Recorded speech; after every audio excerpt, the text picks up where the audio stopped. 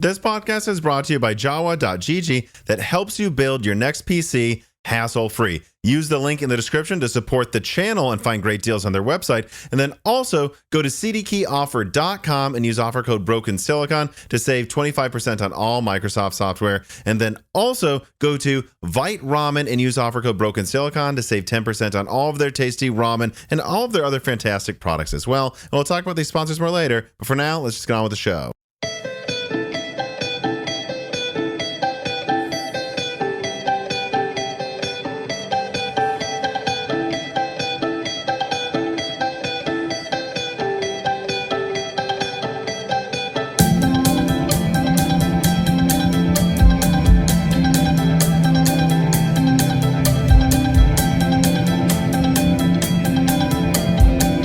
And welcome to Broken Silicon, a gaming hardware podcast. I am your host, Tom, and today I am really excited to have on someone who just has an extensive history in game development, has also been very outspoken with the ongoing Intel instability issues that we're seeing right now. And I think this is important, you know, both for that from a journalism perspective, but for the game development perspective as well, because all the time, you know, a lot of the guests will be other tech tubers or maybe an architect working on a CPU architecture. But I think it's really important to also get experience talking to the people actually doing something with the hardware that we argue about for hours every week. Because there's so much perspective you can miss about how things really work in the real world and what's actually important if you don't talk to people while actually using the stuff that we love to talk about. So, Matt, you know, please introduce yourself. Tell us where you're from, what got you into game development, and give us some examples of projects you've worked on and as much of your work history as you want to get into. Sure. So, hey everyone, I'm Matt. I run Alderon Games. Programmer is mostly my background, but currently I'm kind of running the whole company, so I've got some business experience as well. I've been doing games for over 10 years now. I'm currently working on Path of Titans, which is a dinosaur survival game, but I've also worked on some mods in the past and a game called Breaking Point, and I've also worked on a dinosaur game called The Isle back in the day, and plenty of contract jobs and things like that. I have some VR games as well. We also make a replacement to Steam, which is a drop-in whole stack replacement. So we actually publish our games ourselves as well. Mm-hmm. So it's a little bit more involved than your traditional just make the game itself. Because you're working on now this meta stuff like the back end and purchases and refunds and stuff like that. So what made you want to be a game developer? I mean, I assume you played games a lot as a kid. I mean, what was kind of that journey? So it originally came from my dad, right? So I'd be playing games. I'd be playing like, you know, back in the day, like RuneScape and stuff like that, and, you know, early World of Warcraft. And my dad would say, hey, Matt, that's a waste of time. You should be making games and not playing games. Right, like you're sitting there, you're playing games, you're not really, you know, earning money playing the games. You should make games instead. So that kind of started out with me modding, and then I got really into multiplayer games. So a lot of my games now are focused on multiplayer, because I think that human experience across multiplayer is pretty awesome. But that's kind of what originally started as well. Mm-hmm. And so, you have a lot of focus right now on multiplayer games, right? Then, yeah. Is that something that kind of was stumbled into? Like, oh, we're working on this one project, and we're working on this one. Oh, and this one really took off? Or did you always know that was the type of games you wanted to work on? So the kind of games I've been playing, you know, you play games, survival games like DayZ and stuff like that, and you think, man, this, you know, the multiplayer game experience is just top notch. You've got your squad, you know, people are prone checking you, and, you know, all sorts of things going on. And so for me, multiplayer games was the games I like playing, so the games I wanted to make. But as an indie game dev, there's a lot of problems where you're trying to make a multiplayer game. People say, hey, don't do that. That's too hard. Like, don't make a kid game. You should make Pac-Man clone or Space Invaders clone or really small games. So the first game I started working on, I wanted to make an MMO that was like as big as possible. I wanted to make my own engine. There's like so many things I wanted to do. And that's a trap as a beginner, because people they take 5 years, millions of dollars, and stuff like that. So eventually you get like reality checked of, yeah, I can't make a 3D MMO online game with my own engine, and you're going to have to start small and build your way up. Mm-hmm. And so just over time, because you were making more single player games before, and then now you've got, and a multiplayer game is really more about, right, the balancing and getting the gameplay right. And then once you have that and you have the maps, there's a lot of content that can be had, right? Compared to trying to make an entire world, whether it's single player or an MMO. Yeah, if you have like an empty game and you're like, I want to run around a world with my friends, the game's immediately fun right away, right? And then you can add more mechanics and things on top of that. But the base framework of like, hey, multiplayer games with my friends is already there. Bfish writes in and he says, first of all, thanks for all that you've added bringing the Intel issues to light. Now, though, as a game developer, what hardware most excites you to develop for? Do you prefer working on and optimizing for the tons of 8 gigabyte limited Nvidia GPUs out there? Optimizing for integrated graphics for the masses? Or do you find console development fun? Or do you like or would you like to someday try to pull a Crisis and shoot for the moon with graphics? So for me, this is split into 2 questions, which is what game do you like developing for the most, right? Like what's the best developer experience? But separately, what platform are you kind of most excited about, right? And for me, the excitement has always been around PC because the freedom and flexibility there, right? But from a developer standpoint, PC is a nightmare, right? In terms of the tier list, you've got like Android being the worst to develop for of all time. You've got like 30,000 phones, and your game's targeting 10,000 phones, and they don't get GPU driver updates, and Qualcomm makes a lot of them, and they don't do GPU driver updates. And so the experience is very painful. If you go on the iPhone side, you just buy one of every iPhone. You buy an iPhone 7, you buy an iPhone 8, you buy an iPhone 10, and you just test your game across all of them. But on the PC side, you've got like ARC graphics and Nvidia graphics and AMD graphics and different Windows versions, and you've got people running Linux and people on Macs. And so the fragmentation there becomes a very huge problem where Intel, for example, dropped, I think it's 6 to 12 gen integrated driver updates. So our game, a lot of times, will crash on Intel integrated graphics. And Intel says, hey, we're not updating the driver anymore. Good luck.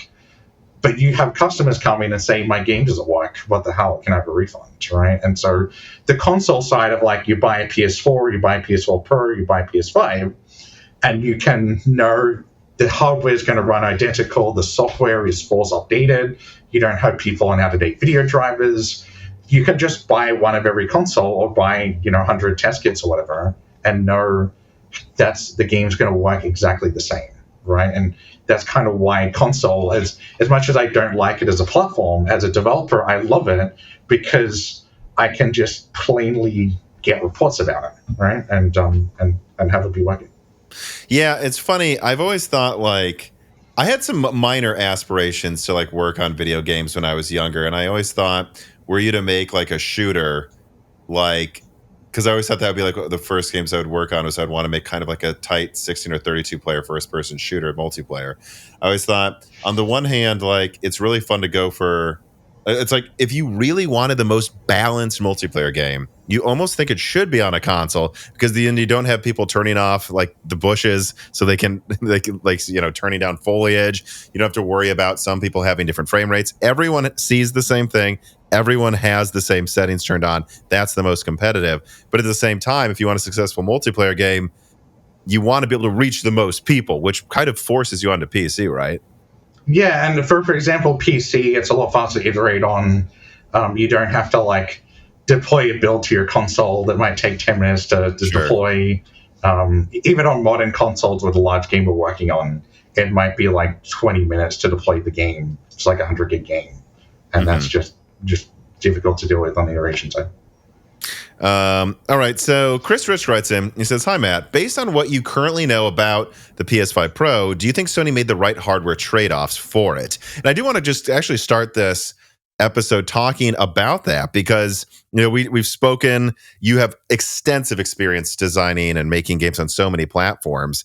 But it seems like with the PS5 Pro, we've known this for months now, of course, like it's going to focus on way more compute than the PS5 base has. I mean, we can get into a debate about how strong the teraflops are in RDNA 3.5 or 4 versus RDNA 2, but it has way more teraflops, but pretty much the same RAM, memory system, pretty much the same CPU. I mean, they're going to let you boost it like 10% for some games if that's what you want to do. But then, of course, it also has better ray tracing and PSSR. It almost feels like they're just trying to make something the easiest ever to develop for if you've already made a base game. But I'm wondering if you like what you've heard about what's going on with the PS5 Pro, and like if the right hardware trade-offs were made in your opinion, or if there's like one thing you think they should have done differently. The thing that shocked me a little bit was I heard the CPU was kind of about the same speed, right? And I'm thinking, hey, it's been a couple of years now since the base PS5 PS5's launch. You would expect the CPU would be a little bit faster, but it's also to consider that games are also not CPU bottlenecked, right? So having the GPU be, what was it, like 50% faster in some cases? I mean, I think it sounds like it's like what, like double the compute units almost. Not double, but almost double. And it's a much better architecture, so it's going to be even more so per compute unit. So I'd say it's at least double the compute hardware. And if you turn on ray tracing, they say up to 4 times, but probably more like 2 to 3. For us, we might have not turned on ray tracing on the base PS5 because of performance, but now looking at the PS5 Pro, if we're already running at 60 FPS, would this just let us do 60 FPS with ray tracing, right? And if that's the case, for me, that's kind of a win, right? There is some concerns about, like, they had 8K on the PS5 box, and then they dropped it. Like, they started removing the 8K logo from, like, I don't know if it's just a marketing thing. Like, someone in marketing is like, 8K is cool. Let's just put that on the box, right? But that's kind of misleading because most people are not targeting. They're barely targeting. I actually 4K, don't know if anyone's targeting 8K still on even for an indie game. So even 4K, like a lot of the Unreal Engine 5 tech has been, the engine's not faster. We're just upscaling it, right? And we're using TSR and stuff like that. So it's kind of like a bit of a fake generation where people are like, oh, games have got so much better now, but we're rendering at half the resolution and it's kind of a little bit blurry, right? So the fact that PS5 Pro is a bit faster is probably going to let less blur, but it's still not, it's not like it's caught up and we don't need to do any upscaling anymore. No. Well, you don't think that's ever really going to go away, though, do you? I mean, it kind of seems like upscaling is here to stay. Like, even if you could run it in native 4K, why would you not turn on, I guess in this example, PSSR and try to get to 4K 120? Yeah, I think for a game developer, it's kind of nice because it's like the PS5 Pro's got 100% faster, but it's, the GPU is 50% faster and upscaling gets you 50% faster performance, right? So, but the main concern I have from a gamer, for me playing games especially, is just a lot of these games look a little bit blurry and you get a little bit of artifacting and the shadows just glitch out a little bit and you think, maybe people don't notice, maybe it's not a big deal, but for me as a developer, I just, look at the shadows and like it glitching out. Like every 5 frames it moves 1 frame, it's like a little bit glitching out and that kind of. Yeah, I guess we'll have to see how PSSR turns out, right? The hope would be that it's kind of like can perform somewhat like DLSS at the highest quality settings so that there isn't much of a trade-off. It's just more performance. Yeah, there's a TAA, which is the most hated one, where it interpolates some frames and it's blurry. And so the customers come in and be like, why is my game so blurry? And I was like, don't use TAA. And then they'll switch to FXAA and they'll say, why does my game look grainy? I'm like, well, use TAA. Yeah. And you're kind of like in this thing where pick the least worst option, right? Is being the problem. But, I think there's always it all comes down to cost. And I'm curious, like, how you think about the strategy overall, because I think there's obviously 2 ways. There's infinite, but really I would see 2 distinct ways Sony could have gone with the PS5 Pro. They could have gone, screw it, we're going to make a $700 console. It's going to have, 20 or 32 gigabytes of RAM. It's going to, we're going to 384-bit like the Xbox One X did. And we're just, we're going to make this thing 2 to 3 times stronger. And we're going to push the clocks on Zen 2 to 5 gigahertz. But I still think they'd probably stay with Zen 2 for compatibility reasons, but could be wrong. But this thing's going to cost $700. From what I'm seeing with the PS5 Pro here is I don't even know if they need a new motherboard, really. I mean, it seems like the memory is the same. They almost seems like they can just drop a new SoC, which, it's not that big of a die. You're just adding probably like $50 to the BOM cost, and the cost has probably gone down since launch. I think what they're trying to target is something they can sell for $499 with no disk drive, but they're not going for a high resolution, probably because they don't think anyone's actually complaining about that. They're not really going for higher frame rates. They're just trying to make them more stable. And what they're doing is saying, I know it's not a $700 mega console, but it is now that allows us to make it $500. And what devs can do, turn up ray tracing all the way, make the image a little sharper, make it so it's a locked 60 instead of a shaky 60. And because we're not changing the amount of VRAM, guess what? You don't have to redo all of your assets or something, right? I'm wondering both from a consumer but also a game developer perspective how you feel about that. Because I know some people were annoyed with like the PS4 Pro that it's like, oh, I get an extra half gig of RAM or an extra this and that. Now I have to go back and change some things. But this, I think they just want you to turn up the same knobs you already have. Yeah, the RAM is probably the most difficult thing to scale because half a gig of RAM, I mean, you can optimize your game perfectly and then have some weird edge condition where a player crashes because they had 10 extra dinosaurs in their multiplayer level than you originally thought, right? So the RAM being similar, I'm okay with. It would have been nice, potentially a little bit more for like the Call of Duties and some of the AAA games that could use it. But if the resolution is not going to get better, I mean, I'm worried the marketing team's going to come back in and say 8K's back or whatever. And then, like, if we see in, what was it, September, November, that, hey, 8K's back, by the way, hopefully we don't get sued for that one. It's going to be a weird impression, right? Yeah, they're kind of in a tricky situation here because I think you said a few minutes ago, you don't think the CPU is really going to be an issue most of the time, right? Like 90% of these games, even on console, are surely GPU bottlenecked and could run at a higher frame rate, right? If it had a better GPU. I wonder, like, I mean, maybe you could even give us an example of your own games. Like, I don't know, like, I guess this is such a dumb question. Like, you have games on PS5, right? Yeah. What frame rate does it run at? So, mostly in between 1080p and 4K. So, it'd be like But it's at 60? Yeah. So we 60 on PS5. We target 30 on PS4 and PS4 Pro with the graphical difference. But looking at our game on PS5 Pro, there's probably room there of like we could add ray tracing, we could bump up the graphics even more. Like I think if we were to look at PS5 Pro versus PC, our game's probably running closer to like medium high in terms of graphics. So I think that's what they usually find analyzing games. We could basically have the leeway to chuck it up to epic instead of medium high and potentially, better frame rate or whatever, stuff like that. But let's say the PS5, someone mods it with a 4090 in it. What would your game, do you think, run at? Do you think it would probably be capped? Because I know you guys must do some of this analysis. I mean, on a 4090, we could hit like 300 FPS. So your game, you think you could totally make a 120 hertz mode now with the PS5 Pro, even if it's just a 10%. Yeah, if we were to cut graphic down potentially a little bit, we could do a 120 hertz mode potentially, right? Or at least closer, right? But the problem game developers have is, people say, hey, I want the 120 hertz mode, and then they say, oh, hey, I want the graphics to be better, right? And they kind of, consumer can't really make up their mind on what they want. You know what I mean? We're like, we had a bug where we actually had the settings too high on one of our PS5 builds. And users are like, oh, the game looked better, but what happened to my frame rate? Like, this game's unoptimized or whatever, right? And you're kind of fighting a little bit of that, user feedback on everyone wants something slightly different. Right?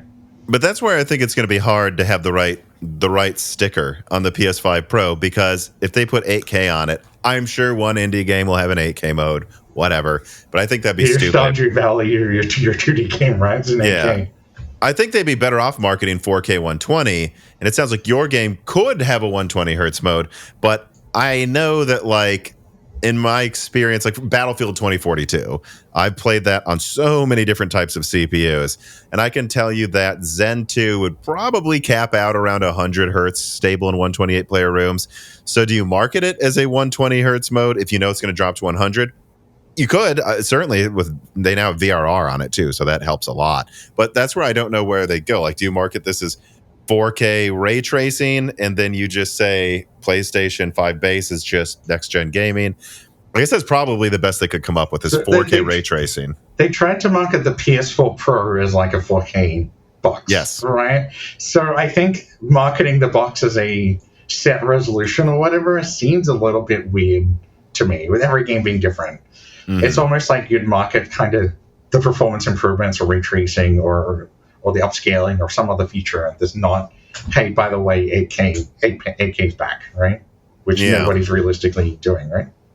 Yeah, I think so. I mean, How many games do you think would run into frame rate issues with Zen 2? I mean, I know this is just shooting from the hip here. So for our game, we don't really need the CPU a lot, but we have a multiplayer game, so we offload some of the operation on the server, right? But for a client-side game, you might need more CPU to run more AI or more compute tasks, right? So I think for certain games, if you can, have it pick between boosting the CPU or the GPU, the game dev can make that choice and say, my game is, GPU bottlenecked. I want to boost the GPU or I want to boost the CPU, right? Yeah, I wonder, and this gets me to like kind of the final thing I want to discuss with this, which is I continue to believe a major reason, because the PS5 Pro I heard was done, like the silicon was out and like validated like over a year ago. Like if they wanted this to have launched last fall, they could have, but they didn't. And I can't help but wonder like if it just was kind of in limbo and then they saw GTA 6 and saw that Xbox seems to be floundering and they went, we could have the best GTA device for a year. We'll make GTA 5 has sold more copies than like several console generations. Like we have to do this. And then this has started a huge debate though with people online on if GTA 6 will come with a at least 40 hertz VRR mode or 60 hertz mode. I wonder what you think about that, because I've seen some people saying, oh, there's no way you can have a 60 hertz mode. It'd be too hard to run. But I keep going, if they really wanted to, I don't see how like a Zen 2 8-core couldn't run this. I mean, I look at Flight Simulator and even Zen 2 can run that like at 40 hertz or more. And that, it doesn't make any sense to me that they couldn't get some mode above 30. Yeah, I think from the frame range for the GTA side, a lot of it comes down to 30 FPS better looking game is easy to market, right? Mm-hmm. And from like, you can have all these fancy trailers, all these flashy visuals, but the game experience, like, and some people are, I guess I'd call them frame rate sensitive, where they just get infuriated, running at 30 or something like that. But do you remember they like bullied Ubisoft into giving Assassin's Creed Valhalla 60 hertz modes? Like they announced it as 4K 30, and then they changed their mind on that and even put out a 60 hertz patch for Series S, even though it like drops to 600p sometimes. And I think we have like Redfall didn't launch with a 60 FPS mode or something. Everyone like that. Freaked out. So I wonder if that is true anymore. If that assumption that that's for marketing. Yeah, 30 hertz for marketing, but you have to have the other mode. Well, I wonder if game consumers and devs disagree here, where the marketing introducers are pushing, hey, our game will be easy to sell, but actually that's not what the gamers want. The gamers want 60 FPS or 120 mode or some other mode. And it's definitely possible. The interesting thing for me is for the PS5 versus PS5 Pro, a lot of users are still on PS4 Pro, right? And a lot of PS5 users might not upgrade because they might not feel it actually makes a difference. So us certainly targeting the PS5 Pro as hey, it's time for PS4 Pro users to upgrade finally. Because there's like 50% of our players, for example, is still on PS4 Pro. And so when we're making a new game, are we like, do we go back and target PS4 even though it's incredibly old from 2013 now, right? Yeah. Well, speaking of hoping people will upgrade, I actually want to talk to you about the Nintendo Switch a little bit here too, because it's another thing this channel put out a leak that it seems has been corroborated. The Nintendo Switch 2 is expected to have 12 or 16 gigabytes of RAM. At this point, it sounds like it's probably 12. It uses basically kind of an Ampere plus graphics architecture with 12 SMs, meaning that in docked mode, it should get to over 4 teraflops. It should give you, once you factor in DLSS, an Xbox Series S-like experience, granted with a slower CPU than what the Series S has. In docked mode, from what I've heard, they're targeting around 5 watts or less. So I think it's going to be way throttling down. Then when you put it in the dock, a fan turns on or something. But I wonder what you think about that, going from this, 256 CUDA core Maxwell GPU in the Switch to something that will have, 1536 CUDA cores, I believe, running at way higher clock speeds, at least in docked mode with, 3 or 4 times the RAM on board. Like, how would you characterize how you and maybe other developers think about porting to the Switch now? Are you guys eager for a Switch 2 launch? And the specs I just described, does that make you excited? Does that make you feel like Nintendo, if not shooting for the moon at all, is at least taking future-proofing somewhat seriously with this generation? Yeah, the current Switch has probably been our most problematic platform for porting, because really you only get like 3 gigs of accessible RAM, right? Mm-hmm. And if it's shared between the CPU and the GPU, like if you're comparing your PS5 Pro RAM versus a PC, you're not factoring in that your 4090's got its own, chunk of RAM, right? So I think RAM counts should be higher on these devices if they haven't got a dedicated GPU, right? Because you don't really get to use all that as a developer. But for the Switch base model, I mean, we're already getting out of RAM crashes. People with an iPhone 15 Pro are like, how come my iPhone run the game better than a Switch? Well, I feel like it should be higher, right? Or whatever, right? Or even like an iPhone, someone have an iPhone 8 and they'll be like, I can get 60 FPS on my iPhone, the Switch can barely full 30. What's going on, right? And I think users at least need to have something. I guess I compare it to like how close to the Steam Deck or the Asus ROG Ally are they going to get? Are they going to get like half a Steam Deck, right? In terms of performance? The way I've characterized it is, if you think about it, it'll have 12 SMs. The Steam Deck has 8 compute units. Well, so think about it. That's Ampere versus RDNA 2. If you look at how the graphics cards performed in that generation, basically who had more SMs pretty much won. I think, even if I'm remembering correctly, like, didn't the RTX 3090, let me look this up, because that one traded blows with the 6900 XT. We have here, let me see the number of SMs, because I thought it was like, it was 82. So 82 versus RDNA 2's 80. 3090 was kind of stronger. So it's pretty equal. So the Switch 2 should have 12 SMs. The Steam Deck has 8. So it should have a better GPU. And when you factor in DLSS, maybe in some situations much better. Now the CPU, the way it was described to me by people at Nvidia is in pure multi-threading. It's ARM CPU, has more core. It's probably about the same as the Steam Deck, but that's in pure multi-threading. And single threading, it's definitely not going to as easily hit 60 hertz. No one thinks of the Steam Deck as a 60 hertz device, really, anyways. So yeah, like I kind of hit like 45 FPS in my game on kind of like medium high or whatever with something cut down on Steam Deck, and ROG Ally can just do lock 60 everything on Epic. So right. I imagine like if it's close compared to the Steam Deck, I think it will work out.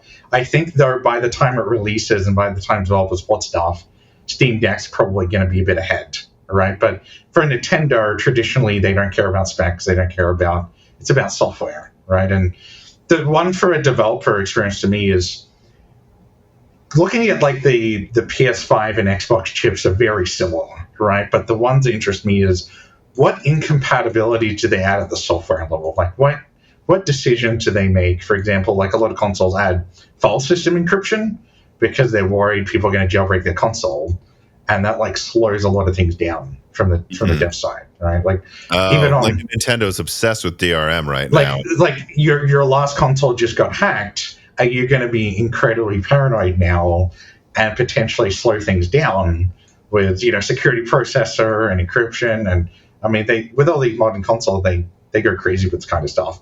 So you have weird restrictions. Like for our game, you can have mods. A lot of file systems say we're going to pre-allocate, say, 20 gigs of data, and if you need 25 gigs, too bad, right? And there's kind of restrictions of the ones that really get me, at least my game personally, as a problem, right? And so even if they took the Steam Deck and said, we're taking the exact chip, we're just going to add Nintendo OS on it, it might actually be worse in some ways if they've made mistakes or design decisions at the software level, and that's a scary one for me. Yeah, I mean, again, the way I'd put it is better GPU than the Steam Deck, probably compatible memory system, or comparable, I should say, memory system, and a CPU that is overall less good at running games, but I guess could hoof it at 30 hertz probably as well as the Steam Deck. This piece of content is brought to you by Jawa.gg.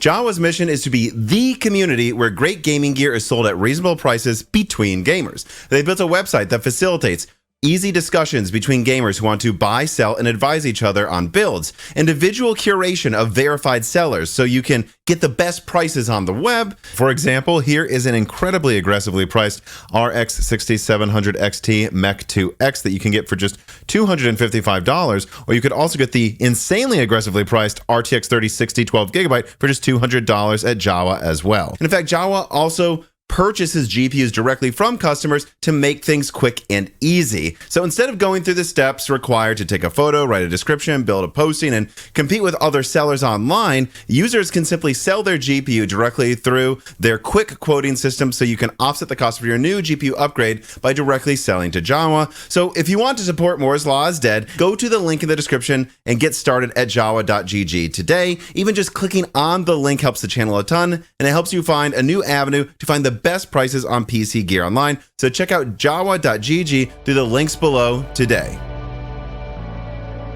Clean Sweep writes in and says, given how long Nintendo has stretched out the life of the Switch, what would make your must-haves, should-haves, and could-haves in a list of features for the Switch 2 if Nintendo planned to have it match or exceed the Switch 1's lifespan? I think that directly brings into the question, like what I've described, do you think it can at least last as long as the Switch? And let's remember, the Switch didn't run, I mean, Hogwarts, like, has to load every 10 feet you walk. So I'm not saying it was perfect, but do you think what I've described sounds like they're off to a better start than they were with the Switch, or is it the same for the time? Yeah, I think it's definitely a lot better. It is going to be dependent on more of a software side on, for me, like if PS5 Pro is coming out, for example, Xbox going to have a console? Is this going to be like a bit of a weird generation where there's a PS5 Pro 50% faster, the Switch is kind of like similar to a Steam Deck, Xbox kind of has nothing, and games are kind of at a stall where Switch can actually potentially outlast and be fine in this weird generation, right? Well, let me ask you this. This is a question I'd love to ask developers. The Steam Deck should have, it's not Steam Deck, the Switch 2 should have at least 12 gigabytes of RAM. The Series S has 10 gigabytes. Could that be a nail in the coffin on the Series S? Yeah, we've had some RAM problems on the Series S before, and obviously if you cap games at a high resolution, it can kind of be a problem. But that 10 gigs is shared still, right?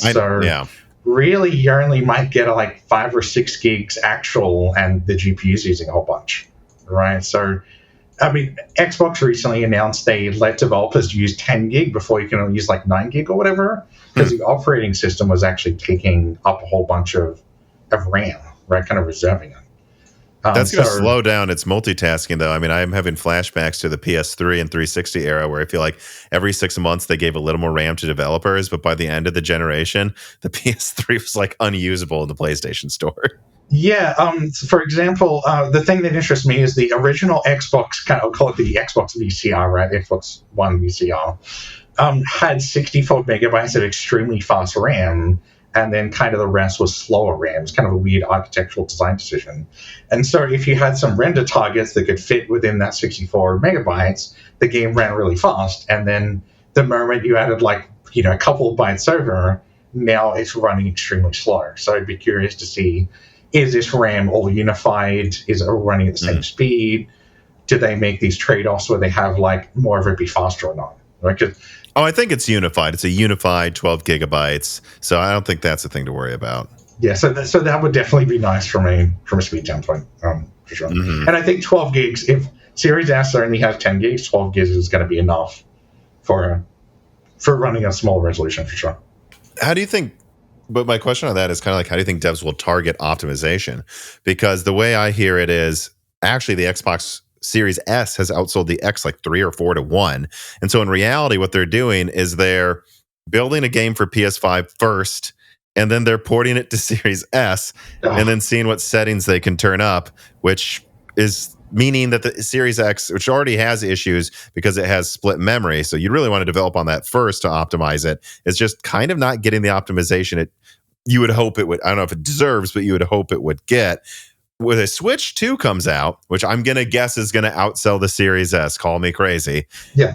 How will developers plan on optimizing their engines when they know that the most popular system, the PS5, at least for now, we'll see how well the Switch 2 sells, could outsell it, of course, has 16 gigs. Then we have a 12 gig console, and then we have a 10 gig console with the smallest install base. I'm just wondering how much that could be like a headwind for them. Yeah, well, ROG Ally has 16 gigs, right? So I feel like they could have pushed it up a little bit more, because I guess the thing... Well, it's Nintendo. I'm told they could choose 16 gigs, to be clear. I guess they still could. I have a suspicion it's 12. Yeah, I guess they want to cut down the price, right? The thing that also scares me about the Switch porting is developers are still going to want to release games for the Switch 1. I mean, it's got like how many units, 160 million or something. Can't remember. It's insane. Yeah. So the Switch one's kind of like this low end phone tablet kind of thing, and you're saying the next one's going to have the Steam Deck. So you're taking a PS5 Pro game, you're saying, hey, we're going to downport it to the Switch. We're going to have to make cuts, like all the texture size is going to be halved. If they start doing stuff like nanite and ray tracing and any of these crazy technologies, you can that's see just not that going to run on the Switch. You can see that stuff's going to struggle, right? And game devs will probably do what they're currently doing, which is upscale from very, very low resolution. Game looks blurry. On Switch, for example, we turn off anti-aliasing, so you've got a lot of side effect problems there, right? And I think for us, we have to lower texture size and stuff like that. But there's also the weird restrictions Nintendo comes up with, like your patch size can't be too big. If your patch size is too big, your game gets rejected, kind of thing. So I wonder if the hardware is actually going to be fine, but the software or the policy around the console is going to be the one that holds it back. Yeah, it does feel like in the past too, even when they had faster hardware, or like they just still would make these decisions like friend codes and like bizarre decision making around the Wii U's launch, where it's just like you gotta start acting like a modern game company, with how you approach some of this stuff.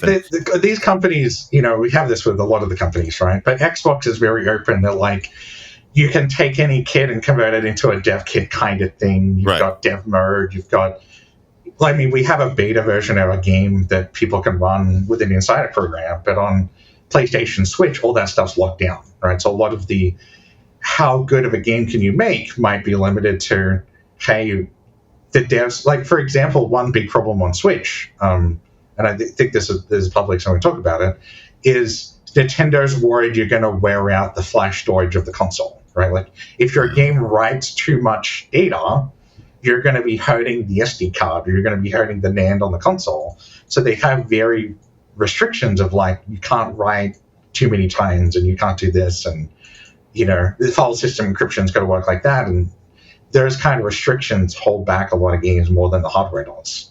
And we have an Android phone, for example, that can load a terabyte of mods, and the Switch, struggles and has to do buckets, can only do 10 mods and stuff like that. And that's purely software restrictions, I gotta wonder, like, how much of that's a legitimate worry. Like, because I guess it's Flash, right? It's not an SSD. They're like paranoid. Like, if Intel was paranoid about overclocking their CPUs too much, Nintendo's, extremely paranoid about it. It seems like the Joy-Con drift they don't care that much about, but the flash storage they are it's almost like on the Wii they got burned somehow from flash storage, and now they're super paranoid about it. But there's weird restrictions that come in. That's the one that scares me the most. Well, so all right, you mentioned Intel and overclocking, so I think that's a perfect time for us to pivot to that conversation here. You've, of course, been very outspoken about the, I'll just put it this way, realness of the Raptor Lake failure issues. If you can, I actually would take as much time to do this as you want. Walk us through the experience of the Raptor Lake failure issues with Alderon Games. When did you guys start noticing the problems? When did you realize it was becoming a big problem?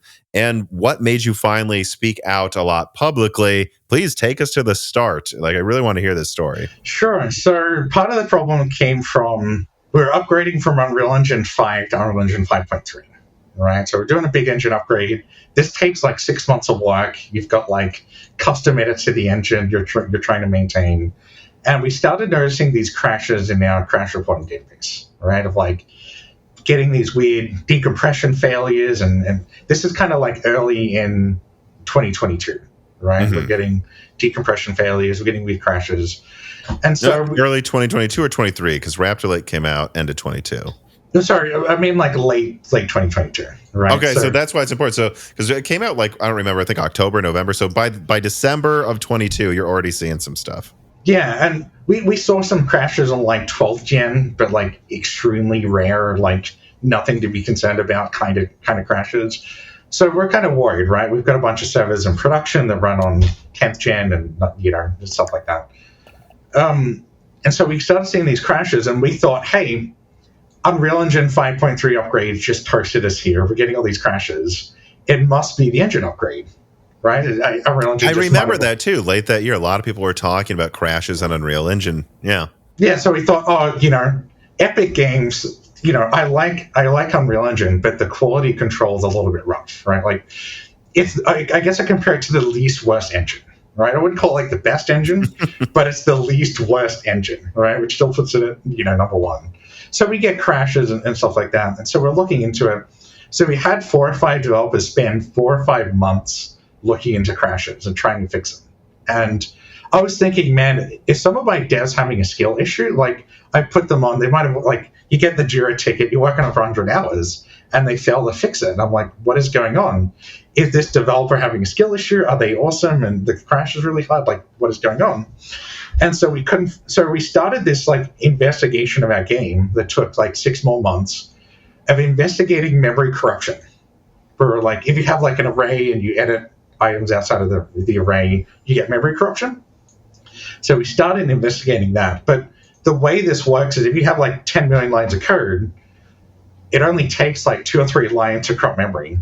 And that could make the crash appear anywhere in the whole project next time when that memory is used. So we started using Valgrind and memory debuggers and memory leak trackers and like started this huge effort because our servers were crashing every couple of hours, right?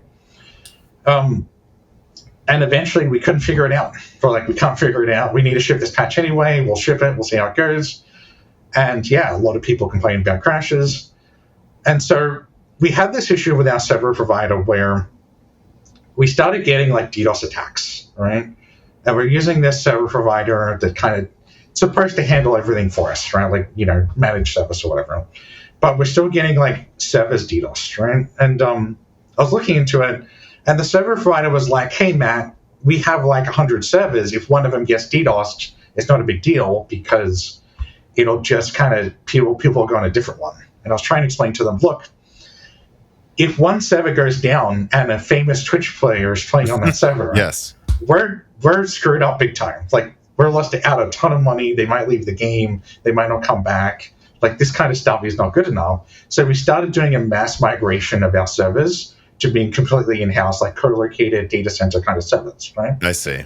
And part of that process was we're picking, like, which CPU do we want to buy servers for, right? So we're, like, looking at the Ryzen 7900 and 7950X, and we're talking to a company, and they said, we've got a lot of 14900K stock. And we're like, well, we don't really need a 14900K. I mean, it'd be nice. I mean, 6 gigahertz and all that, super fast. We're trying to get 200 players on our game instead of 100.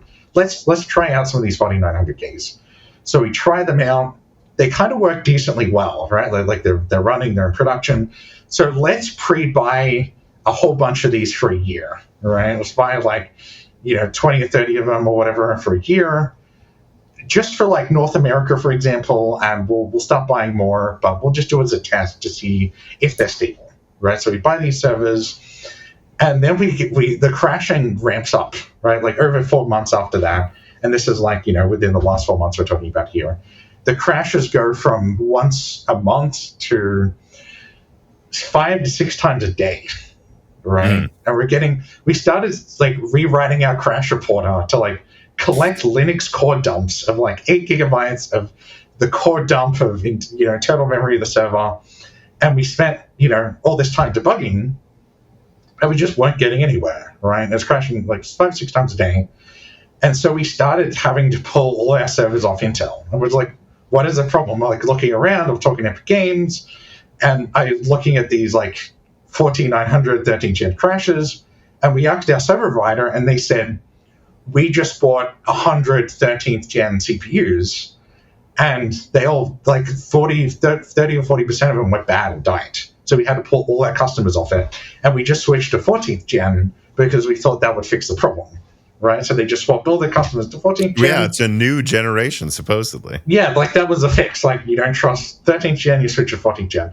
So now we're talking about like 200 or 300 CPUs at least, not including like laptops and dev workstations. And, we're going to go on the team called Ben, and he's, every stand-up meeting, we're like, how's your Intel CPUs going? And he's like, it's crashing, please help me.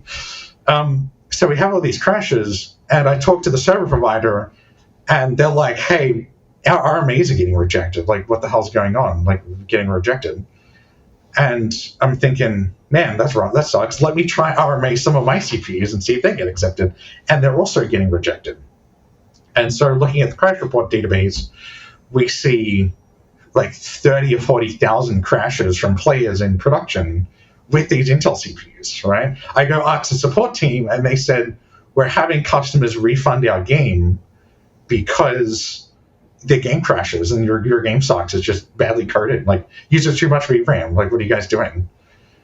And I was like, my God. And so it got to the point where, as a company, we have a PR policy of like, we don't talk about politics. We don't, like, we're Team Dinosaur. You know, we don't pick sides. We don't pick companies. We don't pick favorites. You know, we don't comment on like who the next president should be or some, charity kind of cause. But this issue was so bad, I had to go break all our company policies to go post a statement saying, hey, Intel's selling defective CPUs. We know they're defective. Intel knows they're defective. They acknowledge that they're defective, and they're not kind of accepting RMAs. Mm-hmm. Right? So what made you like decide to do it the day you did it? Because I know I had been covering that I was hearing it was pretty bad since I want to say the beginning of the year, pretty much. And then while that was happening, it became clear to me, but amongst other developers I talked to, that this was just an open secret, that Intel CPUs are breaking and they're causing issues for a lot of developers and just all different types of companies. I'm like, well, everyone seems to know this, but nobody will say it. Then Wendell, of course, at Level 1 Techs puts out that report. Was it you seeing that go public, or when do you think you would have done it, or just what made you do it when you did it? So we put it out, I think, just before Wendell did his report. Right. So okay. It was pretty good timing on that one. And it's before the Warframe days break out. But yes, I know as a company, you can't come out publicly and say Intel sucks, right? Like, first of all, you're probably got a contract with Intel that says, we're not going to say anything bad about you. You're not going to say anything bad about us. The second thing is, are your RMAs going to get accepted if you say anything bad about Intel? It's like, probably not, right? The third thing is if you torch your relationship with Intel, good luck buying CPUs. Good luck buying them at discount in bulk. So no company is going to come out and say, hey, Intel's screwing us up, unless it's really bad, right? Like, unless you've been working with Intel for months, right? So the reason why we came out and said we have a 100% crash rate and we know for sure these CPUs are failing is because we had an expert come in and independently verify we're not doing anything wrong with the BIOS. We're not doing anything stupid. Like, it's not just, ASUS motherboard or something like that. And so we got confirmation at the point of, like, we did everything correctly. And I was talking to the server provider, and I was like, hey, you guys didn't do your validation properly. Like, you guys suck. Like, why are all our servers crashing? And they said, no, we spent a month validating your servers and testing them, and they were all fine. So we confirmed they were degrading, and it wasn't just a bad BIOS setting or something simple like that. And so once we had confirmation, I was like, crap, I bought a year in advance of a lot of these servers. What the hell am I going to do?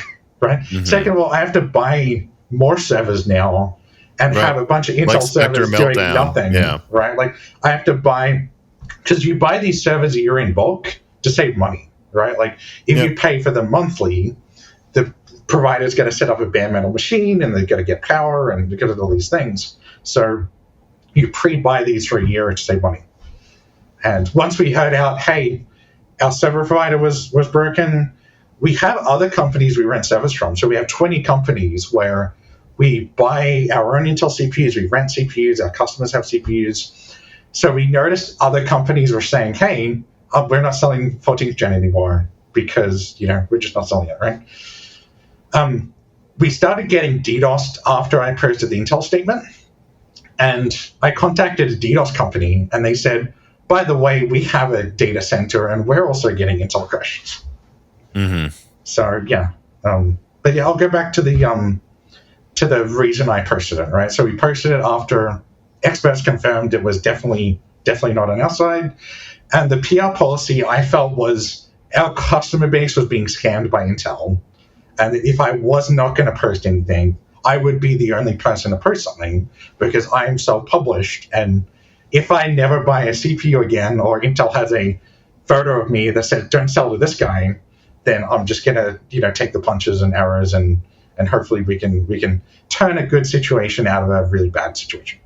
Well, and you did more than enough homework. Like, you're not crazy. You have people you work with that know they're not crazy. Server companies backing it up. You verify that you haven't done anything wrong, and so you're right. And if you're right and you're not getting the help you need, I mean, really, what do you have to lose? I mean, you're basically eventually going to have to switch to AMD at this point, right? Am I wrong? And if that's the case, it's either that or Intel makes things right for you.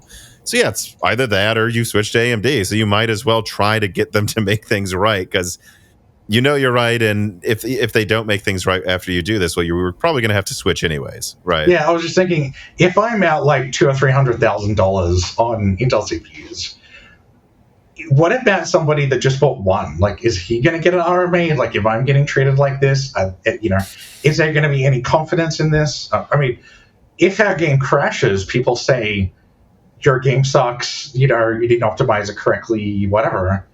And that kind of reputation is around forever. Like, people leave reviews, for example, and they talk to other players and they talk to the press and they say, hey, this game's badly optimized. And once you get that kind of reputation damage, I mean, getting out of that, unless you do a No Man's Sky and remake the whole game, getting out of that's pretty rough, right? Yeah. I'm curious then, so you keep getting more and more experience with this issue. Do you think literally all of the at least 8 plus 16 ones have a fatal flaw that will break? Or do you have some that you've had since day one that have still not break, show no signs of issues, and probably never will? So the most important thing to note here is, what does a failure mean? Right? Because when we say 100% failure rate, we don't mean like the CPU doesn't post, right? Like, sure, everyone can agree that's a failure. But for us, we mean in C++, we'll do like 1 plus 1, what is it equal? And it's negative max n, negative 9999, whatever it is, right? So for us, if the CPU can't reliably do math, that's a huge problem for us, right? Like, if you're adding numbers.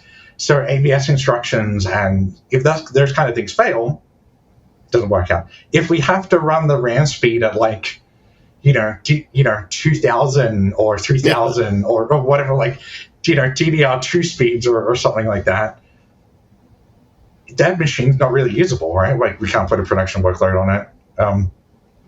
And every machine we have has a slightly different fault.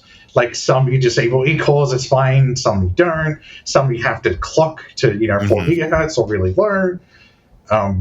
So it's to the point where, like, hey, if we buy a new CPU out of the box, no guarantee it'll work, and then after 4 months it might be dead. And some of our machines don't even post anymore, right? So it's at a point where you're like, I'm sure there's some golden samples out there that are fine and will be fine forever. But that's my question. Everything you just said, I would count as a failure, whether it was the E-core disabling, fixing it, clocking down the core clocks, clocking down the memory clocks.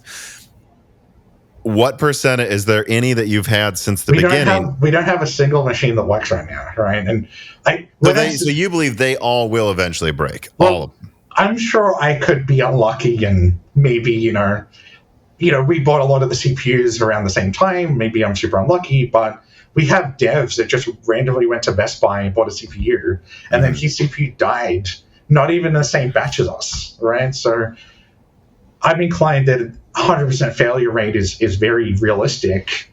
It might be closer to 50% if you consider golden samples and if your CPU crashes once a week. But how many CPUs have you gone through by now? Hundreds? So total, if we're looking for all the server partners, we're looking at like almost 100 CPUs, right? Okay, so it's like 1,000, I guess. But that's still a decent amount of data. We were planning on buying more, and I was very lucky that I did not buy any more. Because, but if you consider laptops and dev workstations and, if you wanted to include customers as well, I mean, we have 30,000, 40,000 people crashing right now. I'm sure some of them could have overclocked or some of them could be on old BIOSes or something like that. But for us, that doesn't look great. No, that's just interesting, though, because that does tell me that this issue has to be a fatal flaw, then, like the one that I reported on, the flaw in the ring bus linked to high voltages, because I think there are several issues. I know for a fact, I now have it like triple verified, that between March and June of last year, there was an oxidation event at Intel's Chandler plant. So there's that in one bucket that probably caused some Sapphire Rapids issues too, but that's been since solved. But then I'm also sure, like I'm told there's this ring bus flaw that I think is causing almost all of it. The reason I'm actually asking you is because I'm also following another thread right now behind the scenes on another thing that some people are telling me could be going on, but I haven't been able to verify. I'm going to lean into the ring bus flaw thing, though, then, because if they are all breaking, it can't just be like, sometimes this plant has this thing happen or oxidation every now and then. All of those are probably contributing to the issue. But the main thing with Raptor Lake is it just seems like the architecture was never built to run this way. I mean, look, they designed it to run 16 cores with Alder Lake at like whatever voltage, 1.2, 1.3 volts. They now have it spiking to 1.6 with 24 cores. That is not what the ring bus was meant to handle, then, I think. I think that just pretty much tells you right there. Yeah, the one that concerns me as well is the laptop failures is probably the most concerning thing, because the laptop failures, they're not even going to get the BIOS update to fix whatever alleged bugs they have. So maybe some laptops are fine, but we're seeing some laptops fail, right? And it's at a point where we're like, can't trust buying a 13 to 14 inch laptop. I've got a number of laptops here that only have a year warranty from like Razer and stuff like that. I'm going to have to fight Razer tooth and nail to arm a problem Intel doesn't even acknowledge could be a thing or might not be a thing. They seem to be changing it every week. So if we see a laptop start failing en masse, that's going to be a big concerning point for me. Well, Chris Rich writes in and says, "Hi, Matt. In the crash reporting tools for your games, have you seen unusually high error rates from players with 3900 HXs or 4900 HX laptops? And for your Raptor Lake servers, have you used any workloads other than game servers? And if so, do you see a similar pattern of degradation and errors? And do you know of anyone, friend, colleague, another company, who has used Raptor Lake and servers and not had the issues you have?" Yeah, so, and also something to consider as well regarding that last point is, if I post saying, hey, I'm getting Raptor Lake failures, people that have failures are going to contact me and say, yeah, I'm also getting failures. People that have working CPUs probably aren't going to contact you and say, everything is fine, right? So a little bit of bias there, but for me, I don't know a single person that has a working CPU. Mm-hmm. They have a CPU that's like crashes once a week and can't do math sometimes, but whether they want to replace it or not depends on if they can be bothered, right? But the good thing about the 100% failure rate is we can wait 6 months. We got time. If you don't believe the failure rate, let's let's wait 6 months. Let's see how many people don't install that August microcode update and see. But for the if you want to repeat the other part of the question, because I missed that. Oh, it's just, like how high is the failure rate in laptops if it is unusually high? Yeah, for me, like we probably have like 20 or 30 laptops failing. So out of how many? Well, probably out of like 30 or 40 or something like that. But the laptops I don't have failing are like 12th gen. You know what I mean? Right. So pretty much a time thing. Now, the laptops we buy are all the high-end SKUs. Right, so it's the same. We're doing Unreal Engine. We're using Unreal Engine workloads on it. It's like the 3950 HX and 3900 and different variations of that. But for the crash reporting data, we have all sorts of crashes from laptops. The only thing that's noisy about the crash reporting data, and Wendell mentioned this too, is it's hard to tell, like, did they patch their BIOS? Did they overclock? If a laptop's poorly made, for example, like that could be a huge problem where, we all know that laptop quality control is not that great. Packing a lot of heat into a small device, could be failures there. But I've been looking and updating my crash reporter to grab the microcode version and the BIOS version and motherboard name, stuff like that. I do have to be careful about GDPR because I can't collect too much data. Like, we only collect the data we're allowed to collect. Right. But if I'm allowed to collect microcode version and more information, I can compare it against the marketing data that has how many people play on Intel, how many people crash, how many people installed the patch, I can actually potentially release an report that has a lot more detailed information that could be just more than just me and my crash data. QH Freddy writes in and asks, what kind of changes to the crash reporting systems, and particularly the data gathering and cataloging, do you think are important to make based on experiences with the unstable Raptor Lake parts? So most crash reporting data is grouped by call stack, right? So it's not grouped by what CPU you have. It's not grouped by what Windows version you have. It's mostly grouped by call stack. So you will see some AMD CPUs that have failed. Like out of 500 reports, you might have 2 reports from AMD CPUs, right? So a lot of developers don't really group their crashes by CPU type. And I think if developers start doing that, they're going to notice, why does most of our crashes happen on these Intel CPUs, right? And the bigger question is, are these crashes wasting your time? Like, because we have to pay to store the crash reporting data. We have to pay per event for it. We also have to pay developers to look through the crash data and try to fix it. So it got to the point where either I go down one path where I'm trying to help Intel for free fix their own problems by collecting correct data, or we just block crash report data from 13th to 14th gen and basically kind of give up. You know what I mean? Because, if let's say we have 5 million error reports in a month, if 3 billion are Intel, you're like, what am I paying for all this crash reporting data if it's all not fixable and there's nothing I can do? What am I going to even do? And if I talk to Intel about it, like, I had an under NDA call with Intel, and it's mostly just like 7 executives gaslighting me the whole time, and not, I didn't get any answers that were not public. So, kind of. My Reddit post, for example, gets deleted by some power mod on Reddit. I've been seeing people talk about that. Like that there's something going on with, like, if you use the Wayback Machine, Intel is apparently changing what they said, changing what they claimed, and like trying to make it so that, frankly, probably people like me, Wendell and Gamers Nexus, they're like, oh no, but you linked to something that's not true, and it's like you changed what you're saying on the website, and now you're trying to say that we don't know what we're talking about. Yeah, normally you're supposed to include, like, hey, we told the press this, we edited to this, but they're really doing this, like, if the court kind of goes back and looks at some of these documents, they're going to be edited, right? And they're going to paint Intel. I don't remember what it was, but it was one of their recent statements, maybe on Reddit, where I said, do they realize they just lined up a class action lawsuit by how they responded to this question? They basically just said right here, we did something that we should have told you and we didn't tell you. And in doing this, this is now a green light for someone to try to do discovery. And if they get discovery and go through their emails, I need one email of one executive saying, don't tell anyone, and then they're screwed.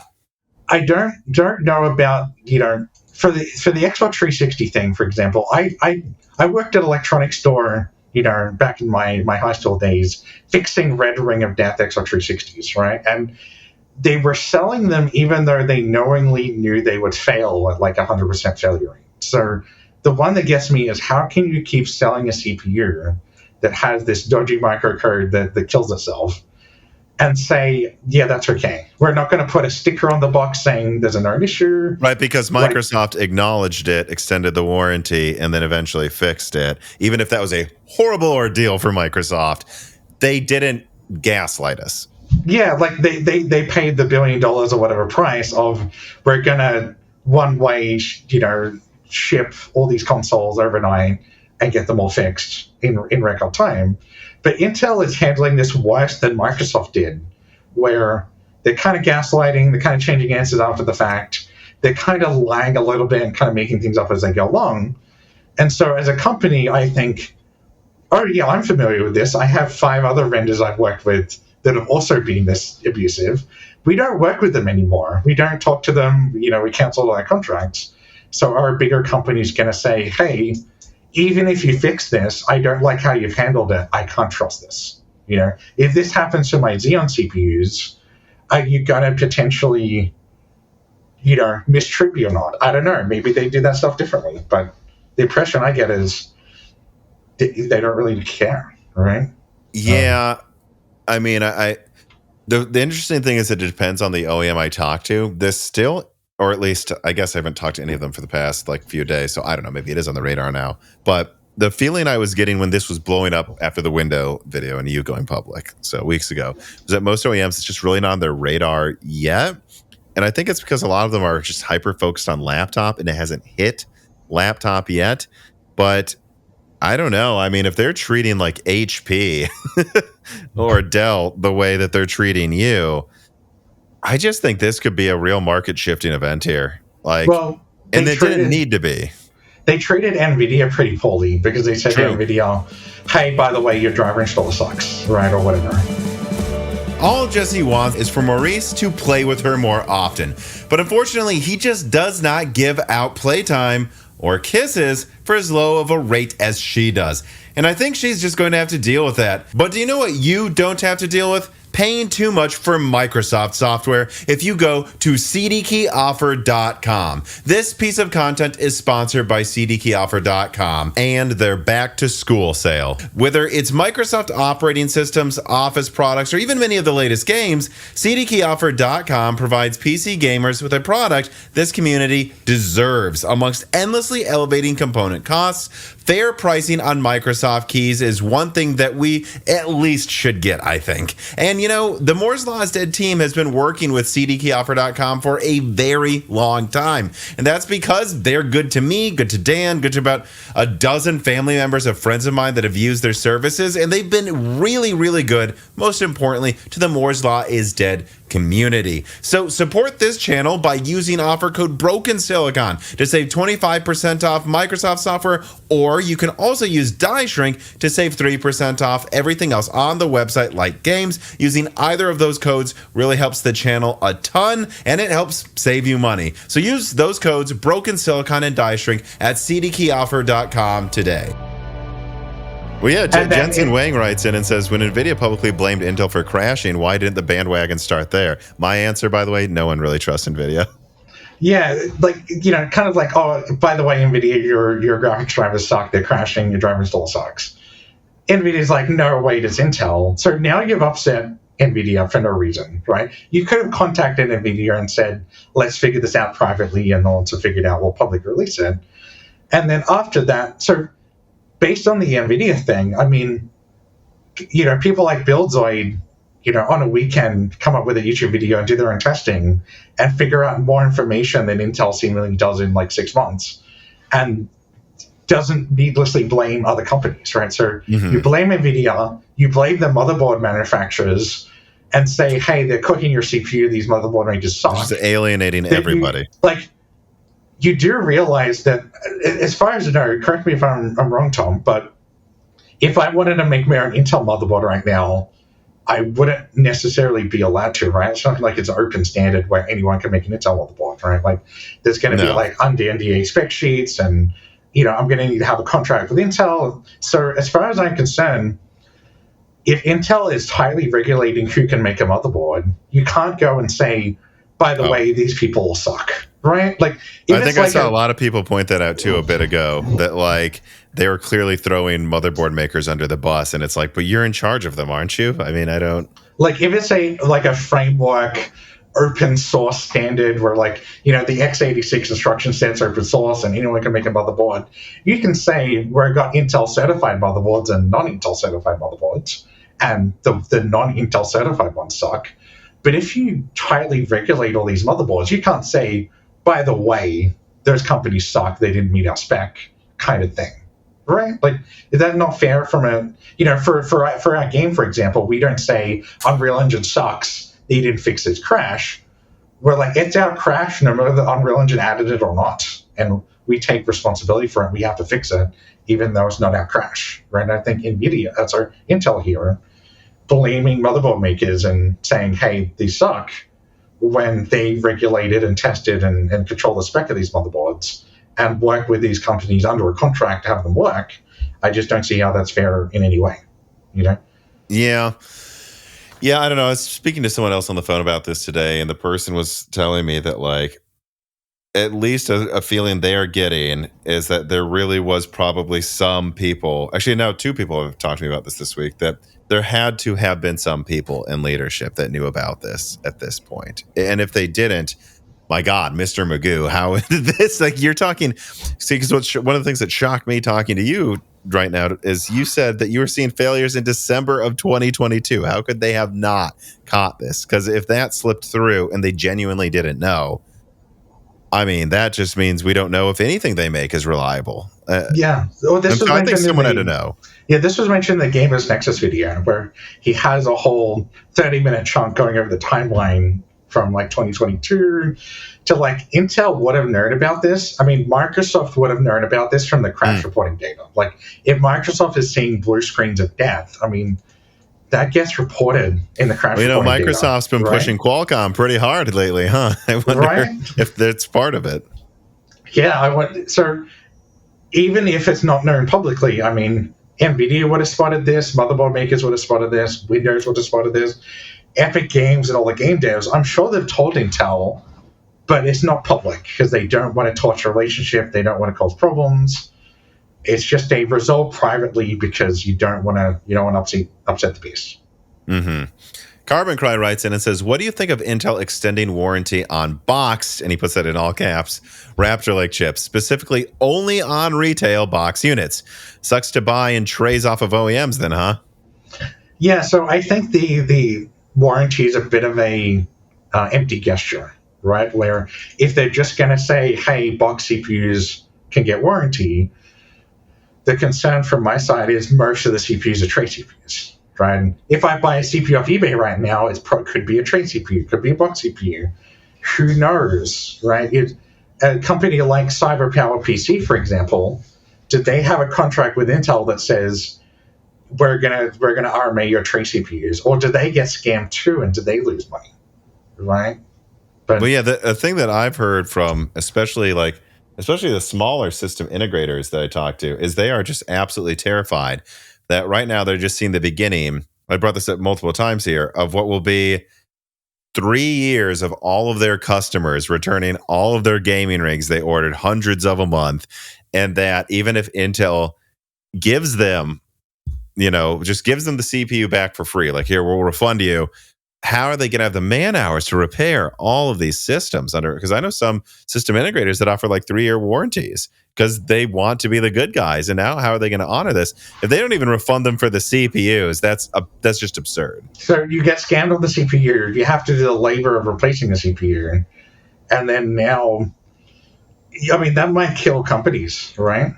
It's like, who has insurance for Intel decided to scam you insurance, right? Probably not. Right, like you're probably operating that most CPUs don't die and only have a small failure and stuff like that. No, seriously, I've had some people say they're worried genuinely that this could put them out of business, and that's where I go. This is where this will be just one of the class action lawsuits where you have a bunch of system integrators come together and go, "We're all going to go bankrupt if Intel doesn't make this right." And Intel doesn't even have enough money to pay out of dividends it has canceled previously, and as far as I know, it's getting loans to pay that out. So, I mean, they're cutting the complimentary free fruit and beverage. So how are they even going to afford to give out free CPUs? First of all, they said in their earnings call that they don't have any stock, right? So if they don't have any stock of these CPUs, how are they even going to give you out CPUs to replace them with? Well, I've heard they have 10 nanometer underutilization issues right now. So I guess they'll be filling up those 10 nanometer fabs. So and the other thing, if they don't have stock, are you going to get a 14900K CPU and you're going to get swapped out with a lower binned version because they don't have the CPUs, right? So from a consumer standpoint, for Intel, their best move is like keep gaslighting, tell them it's a small percentage of users, tell them it's not being covered, and just hope it goes away, right? And the VP of manufacturing, I believe, retired a week ago. Yeah, I would be too, right? Like, just good time to retire. I mean, they're firing 15% of people, so I'm sure management won't get replaced that are causing these problems. I'm sure it's just going to be, a set of people they think are underperforming. Chris Rich and Alex Smith, I combined their questions. Hi, Matt. I was searching for Raptor Lake-based servers earlier today, and it took me a long time to find any. Yet Ryzen-based servers were easy to find, as were servers based on the EPYC 4004 series, even though they were announced just 2 months ago. Let's say Intel's microcode fix does it. It stops all degradation magically. Would you expect that to win server customers back quickly, or do you think Intel has lost the entire market for now? And just in general, what would be the path in the future for you to return to using Intel processors, or has the bridge been burned for good? Yeah, I think this is a really good question. So for the Intel CPUs, let's say this floor has immediately caused people to stop buying Intel CPUs, right? So, providers might have stock on hand they already have. So if they have a bunch of machines already there that are already wired up, they can just patch. They're probably going to try to resell those just to not lose money, all right? Because at that point, unless you check your Intel server on eBay, you probably lost money. Right, so I imagine there'll still be some Intel stock, but they won't buy any new stock. And I also imagine that demand for these servers is going to be pretty low even after the patch, because if you've had 2 years of your CPU failing, what if there's another flaw in the new microcode update that's undiscovered right now, right? Like, how is Intel going to handle future problems? So I really think the Intel's consumer server market here is going to die potentially. And for the next couple of generations, no one's just going to trust them, right? Maybe you can hope buying Xeons will treat you better, but Xeons are just bad for the workload people trying to run. So I think that market is just kind of dead, unfortunately. Yeah, I mean, there's something here where it's like, were they have tried to handle this well and fix it quickly, the bleeding would have been stopped. Or, you know, and that's if they would have known ahead of time. But if we're in a world where they somehow didn't know this was happening until right now, and they're just Mr. Magoo, well, then that also, you know, makes it impossible to trust them in the future. Because it's like, if you knew, you didn't handle it well, and you didn't tell us, so we can't trust you in the future. If you didn't know, then I have no confidence in Arrow Lake working. Well, they didn't tell us about the oxidation issue, right? And they told us because that got leaked. So how many more defects are there that we don't hear about? And I told you, I'm following a thread on another one that I'm hearing about that could be going on in manufacturing. There could be like 20 defects that we don't even know about that could be minor, that could affect some batches, or even software bugs, right, that we just don't even know if it could affect. Like, I would bet on AMD any day, even old AMD CPUs, if they release a new Zen 5, I can keep buying 7900s from AMD until they run out of stock and be happy, right? So, regarding the Intel situation, I've lost probably like several $100,000 of damages here, not including the cost of the hardware or the being DDoSed by Intel fans because I said their CPUs are failing, or even kind of the reputation damage of my game failing. If Intel says, "Hey Matt, we're very sorry, we're going to write you a check for $500K right now, and we're going to take all your stock back and replace all your laptops," I'd be like, okay, that was really bad. I probably still won't go with you again because I don't know if you're going to reliably handle the next floor, but thanks for making it right. I'm going to remove the notice out of my game that says you're selling defective CPUs intentionally, but probably not buying your CPUs again. Right? At least not for the next 5 years. If they were like, "Hey Matt, we're gonna give you like $2 or $3 million," and it's gonna be like, the issue never happened, and we can keep going our merry way, but that's not gonna happen. I mean, I can't even get CPUs that are made that are, broken. I mean, people are not, like system integrators, for example, are not going to get, an extra full-time employee to replace all these CPUs, right? It's just probably not going to happen, and they're just going to suffer. Well, let's continue this conversation though.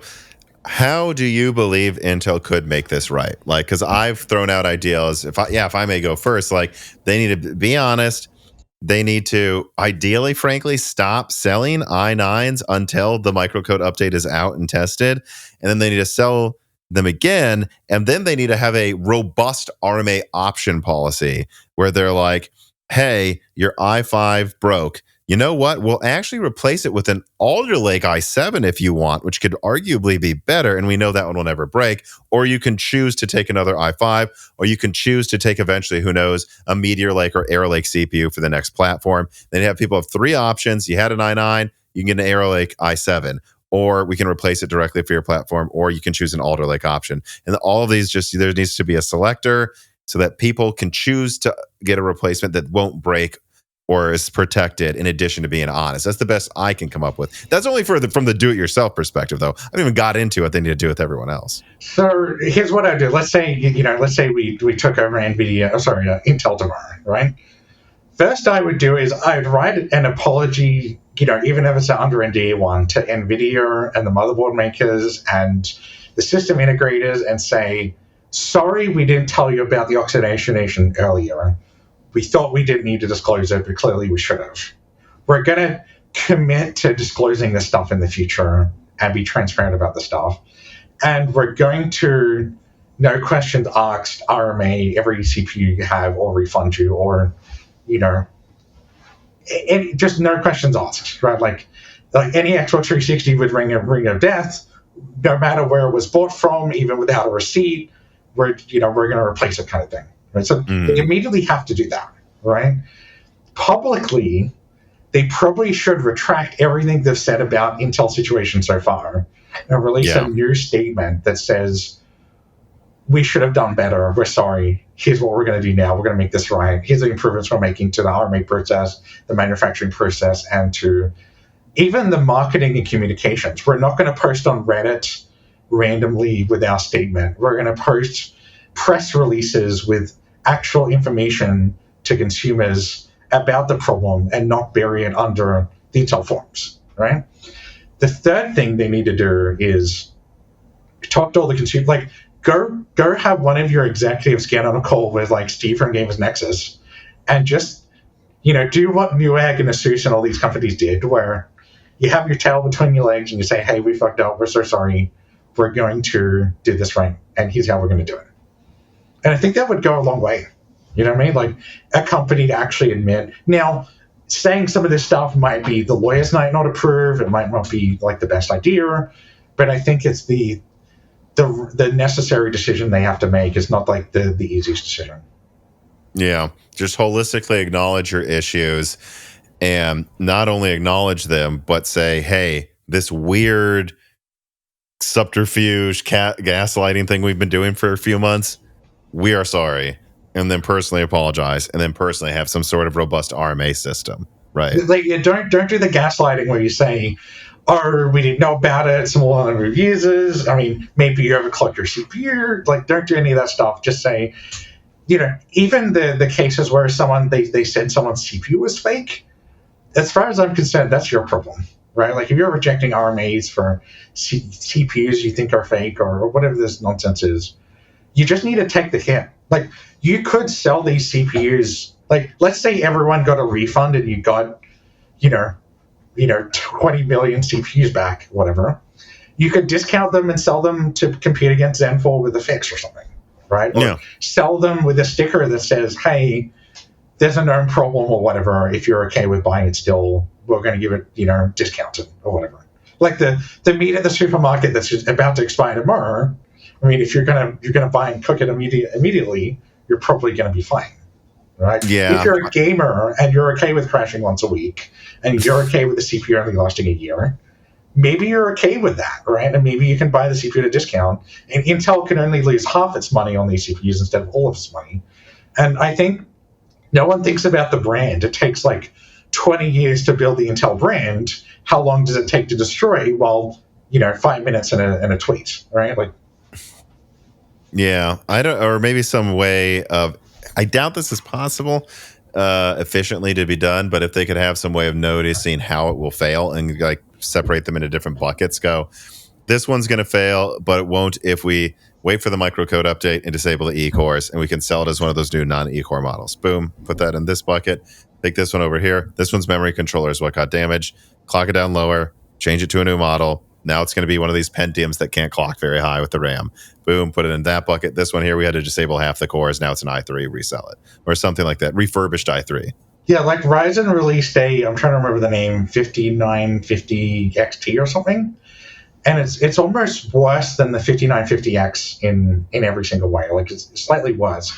But it seems like they just had a CPU that couldn't get the right clock speed, and they had a bunch of stock or whatever of it. Yeah, the 5900 XT, which is a weirdly named thing because you think it means 12-core, but Hardware Unboxed did a video saying that the reviews were a bit misleading for the benchmarks, but they could just release these as low SKUs and just say, hey, if you're a gamer, you can get a CPU for $200, and it might only last 2 years or whatever, but we'll give you this guarantee or whatever.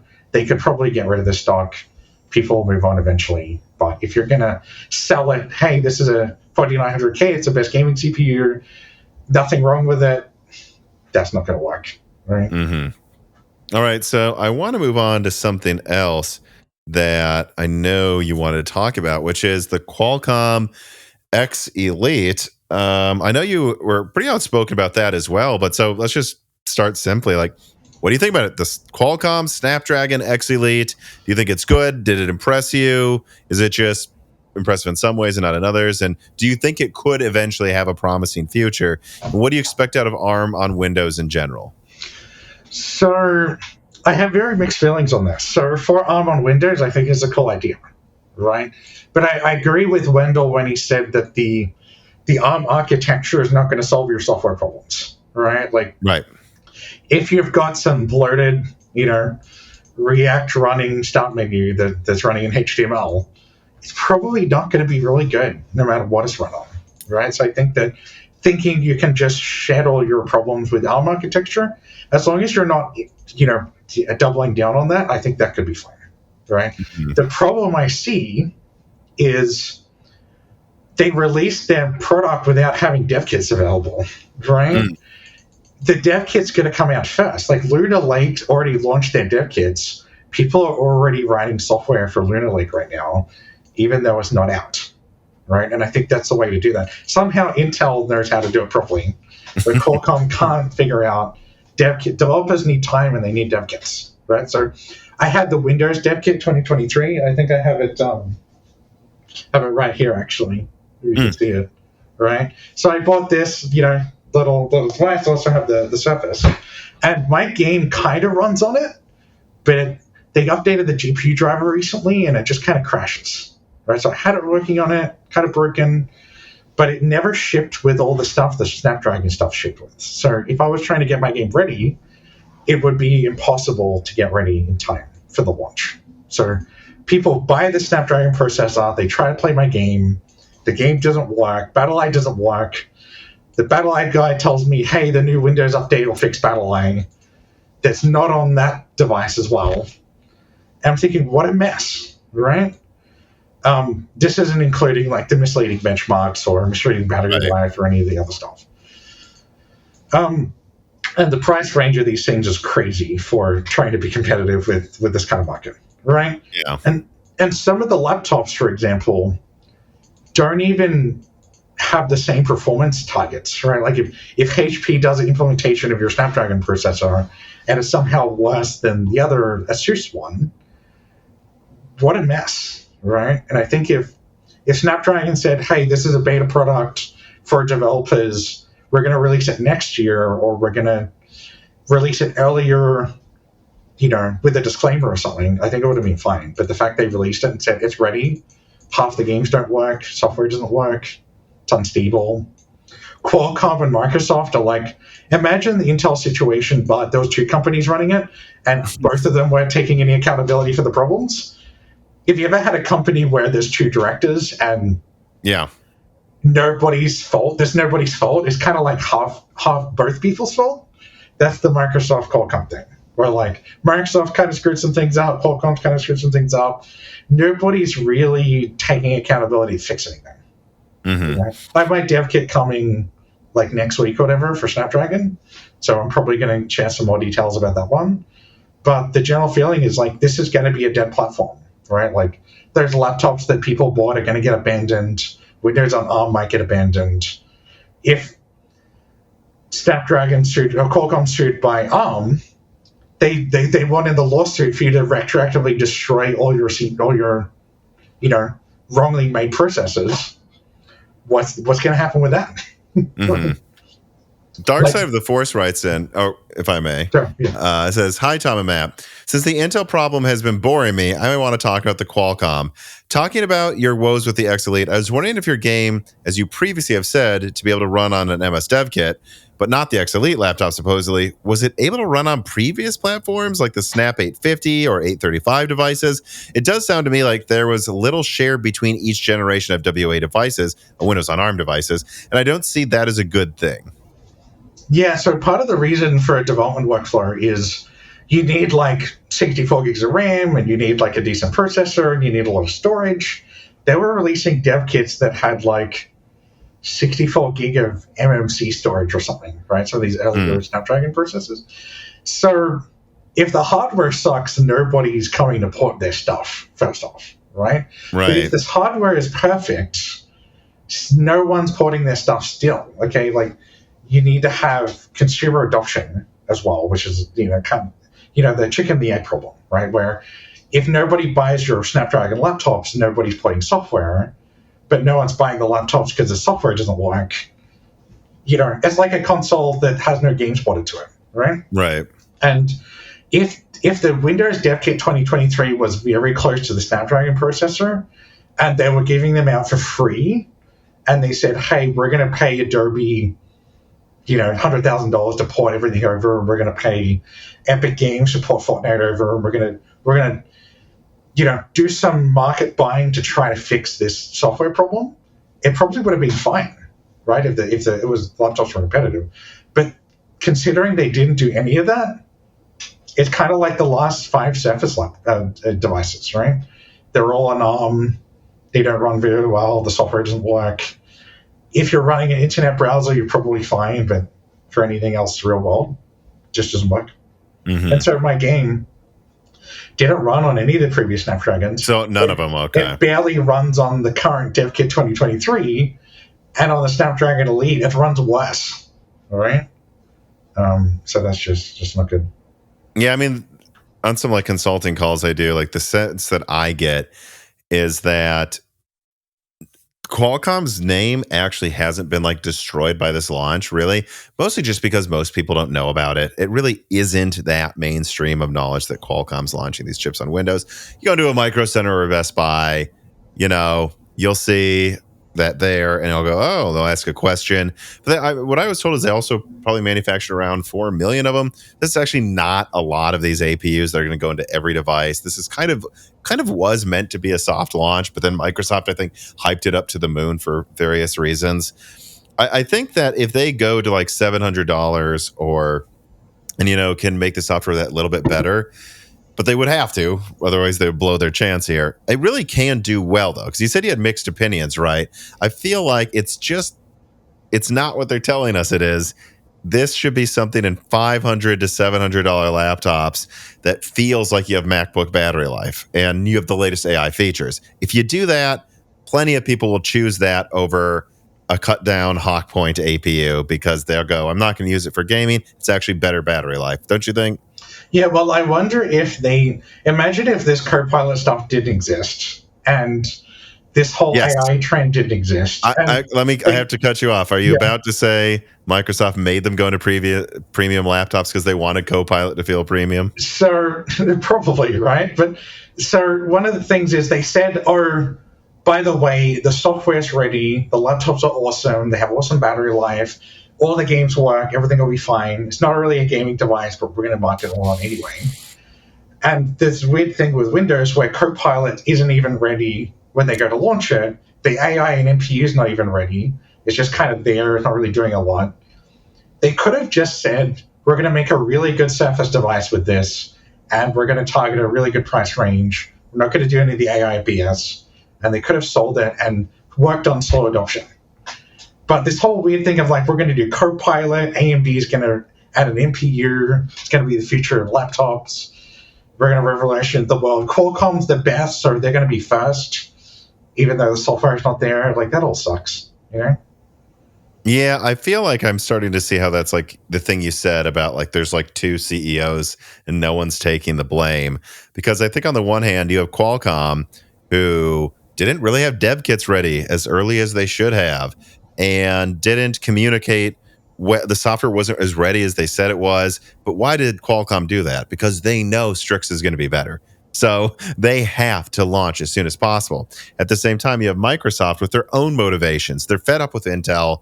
They want something that they can wave at investors and go, see, ARM is on Windows, Apple's not magic. But then at the same time, they also want this to be the first Copilot Plus device that, because it's being rushed out because Qualcomm needs it soon. Well, okay. Well, if we're going to rush this out, we have to put it in the nicest laptops so that Copilot is seen as a premium sticker. And it's not, I mean, imagine the first AI laptops were all $500 and it had Copilot Plus. A lot of people would go, does Copilot Plus mean this is a shitty laptop? Or like, what is this here? Probably, right? So I think they had different motivations, and that's how we got this half-working APU and $1,500 laptops. Yeah, wanted it to be premium. There's also a weird problem where even though Microsoft's been preparing for Windows for ARM for like 12 years, it's still not ready, right? Like, let's say these processors needed to launch early to compete with Strix. Why couldn't this be better prepared when you're launching the dev kit 2023? Or why couldn't you...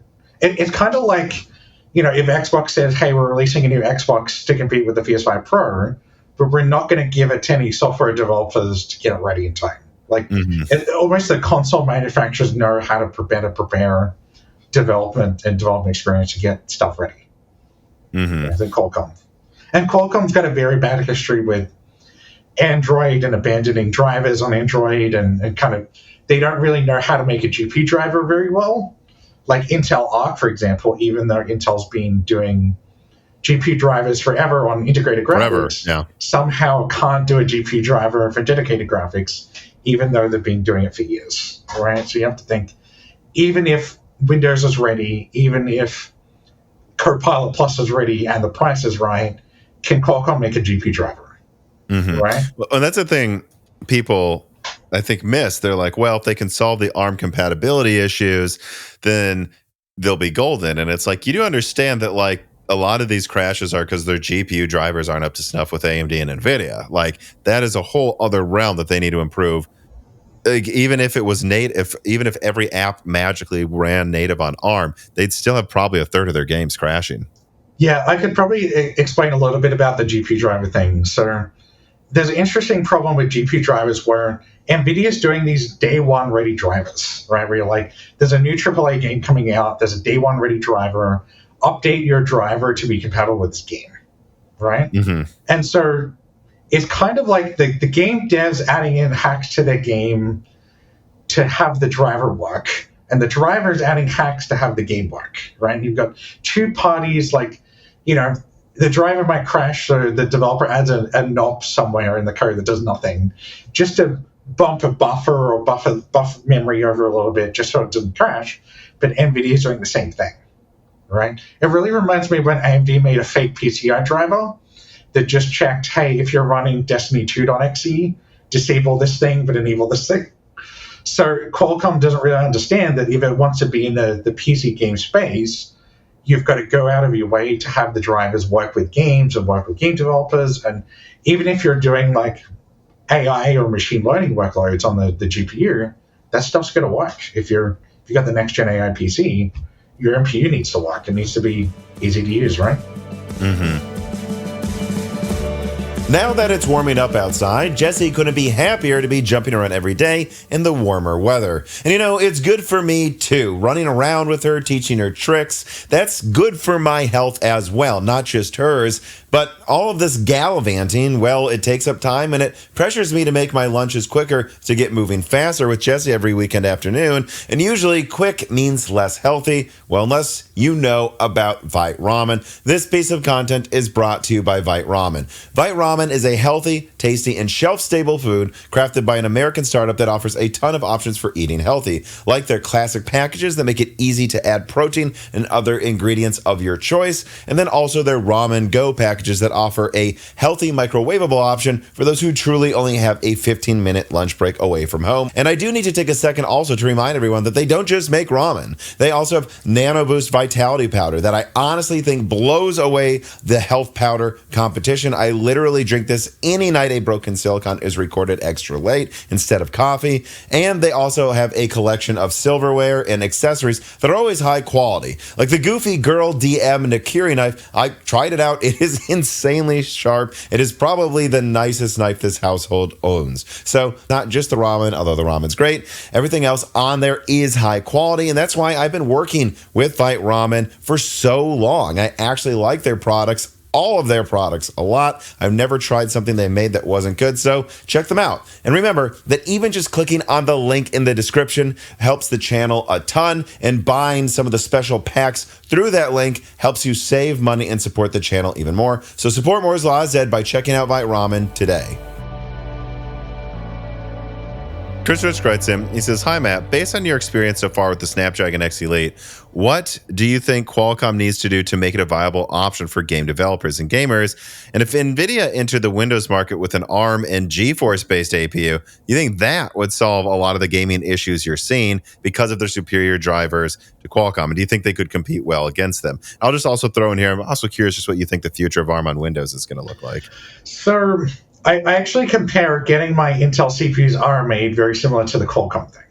Right? Okay. So in order to get my CPUs ARM-made, I have to publicly commit my company to trashing Intel and begging them to please ARM-made my CPUs, right? If we look at the Qualcomm situation, if I were to get help with my game for Qualcomm, for my game not working, I have to enter a driver feedback form where I can beg them to please maybe consider helping me to get my game working.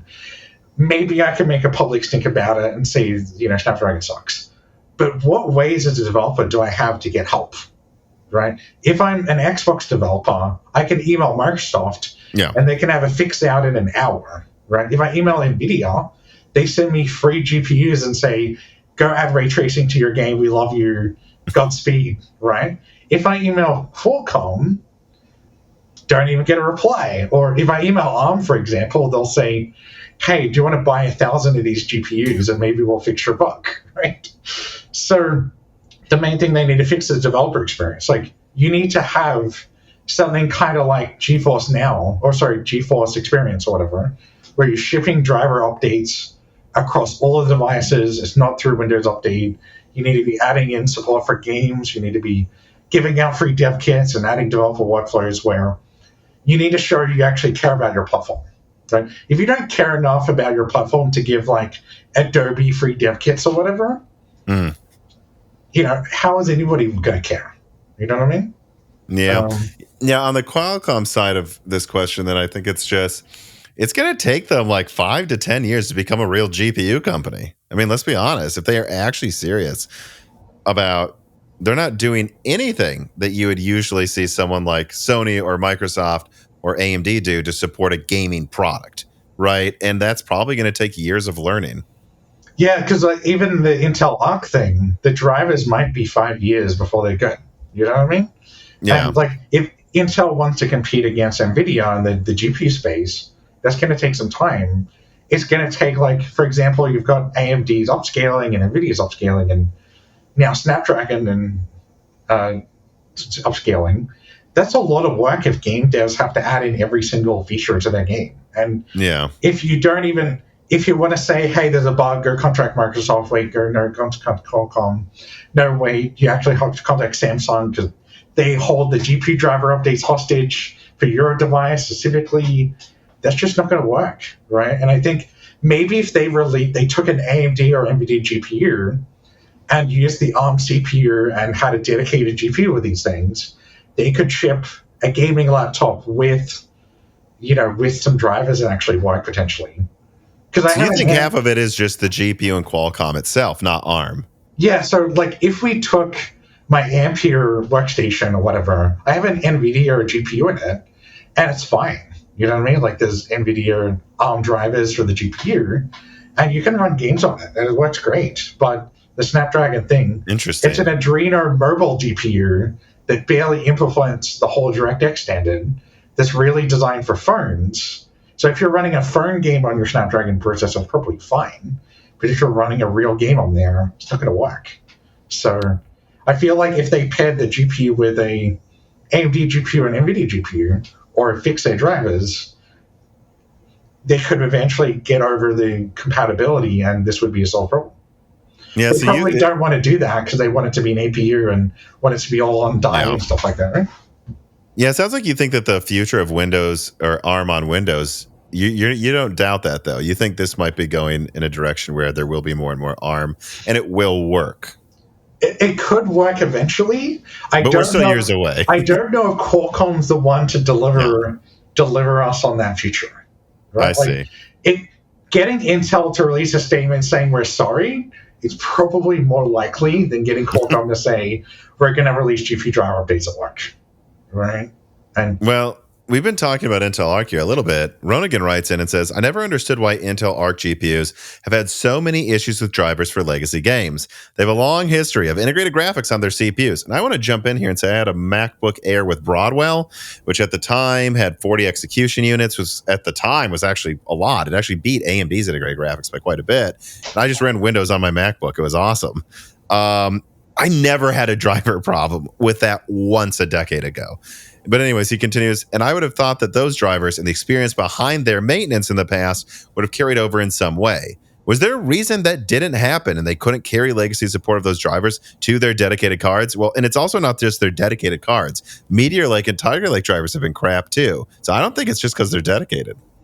Yeah, I think doing a driver is really hard, right? Like if you look at let's say PlayStation 5 Pro, for example, they have to do a GPU driver. They write a shader language, for example, for the PlayStation, and they have to do a whole OS stack and have it all work together.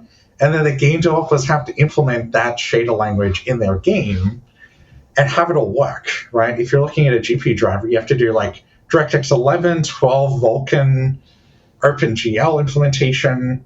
You have to have the GPU actually work. It's got to work across games. It's got to work for games 10 years ago that haven't been patched to use a recent technology or whatever, right? And so if there's a bug where a game developer implements a game wrong, people still blame the GPU driver, right? And just say, hey, the GPU driver sucks.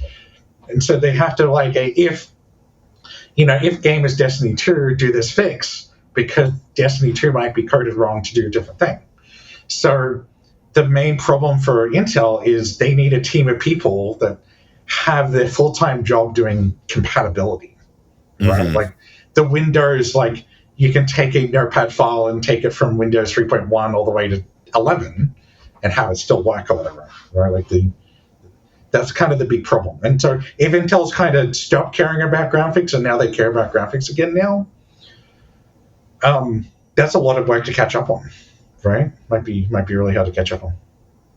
It's interesting, though. Tim at Hardware Unboxed just did a test of 250 games on Intel Arc. And I remember this part of the video where he says, I was expecting, and I would have expected this too, to find a pattern. Like, DirectX 9 games that run on this engine always crash. DirectX 12 games that run on this engine always crash.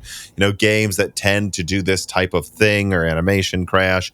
He said there was no pattern. It's all random. That's just completely random. And in fact, a lot of older games seem to work fine now. It's just completely random. But one thing, there is one trend. If it's a new game, it probably doesn't work. And I wonder if you think about that, because that tells me that they probably don't have the headcount they need. Yeah, well, you probably need some headcount to even if you go to Epic Games and submit a patch and say, we're going to fix the engine to work on a GPU, the developers might not even update. There's some developers I know don't update their engine at all once they've locked in the version. So going back and fixing all the games sounds like a nightmare, and you just kind of have enough people to be up to speed with that. But part of the reason is there's no open standard of each of these drivers could collaborate on an open standard where, DirectX 12 or whatever they do agree on a subset of an implementation and have it work the same way across all the GPUs. But each GPU wants their own vendor lock-in, or CUDA only runs on Nvidia GPUs, and it's certain things that, this operation is closed source or in our binary or in our firmware, and that kind of lock-in blocks this compatibility from being solved, right? I guess, I'm sorry, go on. What were you going to say? Sorry, it's just the, open source driver could help a lot, but yeah, I can't even see what is in the Nvidia driver. If the game crashes and Nvidia doesn't help me, I'm kind of screwed, right? Like, that's it. Like, it's a black box. It works or doesn't work. Like, sometimes you can use a DirectX debugger and figure out what's going on, but ultimately, the game developer doesn't have a lot of options on what to do if it's broken. Yeah, and there's not a lot of impetus to work on the Intel drivers, like, right, compared to if you can't sell any GPUs, you're not going to get anywhere. If people don't want to buy your GPUs because they can't run any games, you're not going to. This is never going to get fixed. It's a death spiral loop, right? Like, they need to sell GPUs at scale to have developers bother supporting them, and no one's going to buy a GPU that doesn't run the game. So unless it's heavily discounted or it's really competitive, it's probably not going to take off, right? Mm-hmm. Well, I want to bring up this question then. QH Freddy writes in and says, how easy is it to optimize for different CPU architectures compared to different GPU architectures from a developer perspective? So if we're comparing CPU architectures like ARM versus x86, for example, it's pretty difficult because you have weird things like, the AVX instruction set doesn't exist on the Windows Dev Kit 2023 or the Surface device, but it does on the Snapdragon device, right? So you have entire instruction sets that your game might be optimized for that just don't exist, right? You have different operations that are slower on certain CPUs versus not. And there's a bit of a compiler where the compiler can kind of guess and be like, if you're running this, try to insert this code to do this thing faster. But you kind of have to own all the devices, right? You kind of have to, like, we have people on our team that we forced to use an Arc GPU, and it's a bit of a meme in the company where we're like, don't commit broken code, otherwise we're going to make you use the Arc GPU, right? Mm-hmm. Which I just lit up behind me. There it is. The one apparently that's a meme. Yeah. So from the optimization standpoint, fragmentation is probably your worst enemy, and with PC, for example, if I'm to support x86 and ARM at the same time, I'm going to have to fall back on whatever's more popular. And ARM would need to grab a lot of market share for me to bother. You know, if it's like 50% of the market share, sure. If it's like 10%, even that's still a maybe. Mm-hmm. And probably not even going to get there, right? For things like the Switch and Android, a lot of that stuff is just mostly automatic. Like Unreal Engine has some instruction sets for it. The instruction set between Switch and an Android phone is very similar. For example, like the ARM CPU, it's like an ARM V8 CPU, V8A or whatever. Once you've written code for that, it's just going to work across everything. Mm-hmm. Well, I think this kind of dovetails into this question here then. Melodic Warrior writes and it says, hi, Matt. In one of our previous conversations, Melodic Warrior talking to you, you had implied that some team members are forced to use RADEON products as part of their testing phase for game builds. I'm kind of curious as to why you put it that way. My personal understanding is that most products from RDNA 2 to newer, they're far less of a headache to deal with compared to previous generations of RADEON. How true is that? And what implications does it have for AMD and the hardware software tools they're trying to make available for devs like GPU Detective, Ray Tracing Analyzer, and Frame Latency Meter? So it's a bit of a mixed bag. So a lot of our team uses NVIDIA GPUs. Not because we like NVIDIA, but a lot of the software, I think I'd have to check on what the market share majority of NVIDIA is, but it just seems a little bit more popular to the point where getting it working on NVIDIA is kind of like the main priority, right? Like AMD and Arc seems to be the secondary. And a lot of software, for example, like Substance Painter, just crashes on AMD GPUs, and we don't know why, right? And so there's times where we've had an NVIDIA card die, like I've had a 2080 Ti die from the Space Invaders bug where it like glitches out and so it's something deeper bug. Where I installed it in Dev's PC and they're like, what did you do to my PC? This is horrible. It crashes all the time. Right? So AMD is probably definitely still 100 times better than ARC, but NVIDIA seems to be the more stable option for us as devs. Right? And if AMD releases, hey, here's a tool that helps you optimize for AMD card, that's awesome. But that's also another thing for your devs to learn, right? And the kind of tools we like are this debugger works across all the GPUs, right? And we only have to learn one tool and optimize for one workflow, right? And you'll notice with the GPU space, they like making you repeat the same thing over and over again. You want to upscale a tech? Please add 3. because each one targets a different GPU, right? Hey, you want this feature to work, like ray tracing to work? We're going to make it different on every GPU for some reason. So I think if GPUs can share code or share tools or whatever, it's going to make your GPU get supported. Like if Intel comes and releases a tool that runs on all 3 GPUs to help optimize it, it's going to potentially help the adoption of that tool, and that's going to set themselves in the market. But I think they're too stubborn to do that, right? Everyone's like, I only want to invest in my GPU. And I think AMD doing the, hey, FSR is kind of open source and it kind of runs on mobile and it's less locked in. It's not like Nvidia GameWorks, for example. I think that's a good it kind of forces you to have FSR support so that you can have NVIDIA GPUs use their frame generation too. I think that's a brilliant move. So even though AMD's on the weaker side, the fact that they open source their tech means they understand the advantages of having the open tools get more adoption. And I think that's really important. Men3825 writes in and says, "Hi, Tom and Matt. In previous BS, I don't know, I think this was 2 years ago, a guest said that a lot of AMD optimizations has to be ditched when making PC ports as NVIDIA doesn't support the features AMD offers. Is this still the case now?" I think he's referencing one of the times Brian Heemskirk, who's a game developer, came on and talked about how they what was it? I think it was basically like they program. It was really interesting point. Like they program the game first, like God of War is made on PlayStation first, and then they have to port that to PC. But then because they're porting it to PC, it's probably going to get the NVIDIA features as the primary focus, and GameWorks is kind of a black box. So then you do all of that, and it actually kind of removes all of the AMD optimizations that were actually built into the PlayStation version, because now it's doing all of these other things by default. Not always. There'll probably be some shader, like, maybe they focus their effects to be more heavily taxing on one thing AMD's better at that could still help AMD a bit. But that a lot of the things that they would have done to the metal to optimize it get thrown away because then they start with an NVIDIA driver. Have you ever seen this before, Matt? I mean, is this... So I've got a bit of a distrust for some of these like GameWorks features and PhysX and some of these components, because I'm sure they're not knowingly writing the code saying like, let's make this run slower on AMD. I think they are sometimes in the past. You get the feeling like Hairworks or whatever, you get the feeling it's like they're definitely going out of the way to not bother having it be optimized for AMD, right?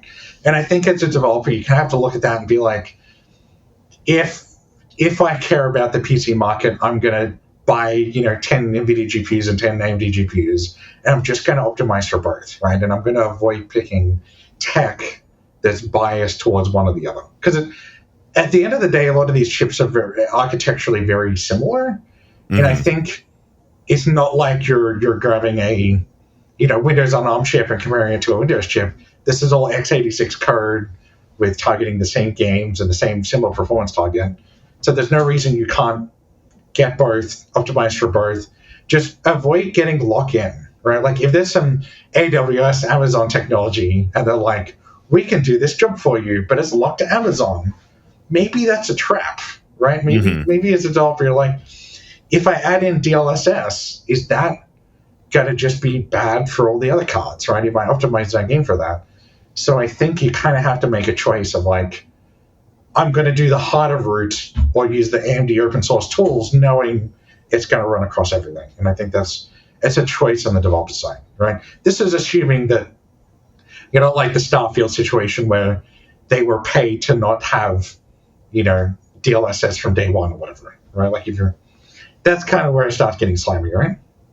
Yeah, on that one was a mixed bag that horse has been beaten to death. But what I always was told on that is that you had a combination of Bethesda being a basket case. Because basically what I was told is that their code had to be like completely rewritten.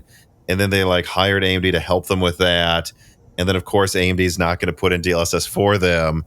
And then at the same time, I also heard these things about like NVIDIA kind of maybe not paying a lot of attention to the game because it was all about AI, which, I mean, they're now worth $2.5 trillion, so maybe they shouldn't pay as much attention to games. But that was, anyways, though, I want to ask you, I think this is an interesting question. I know you want to talk about ray tracing.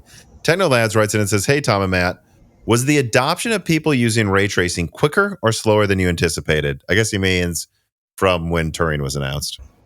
So, by nature of the developers needing to code into the game directly, it's always going to be super slow, right?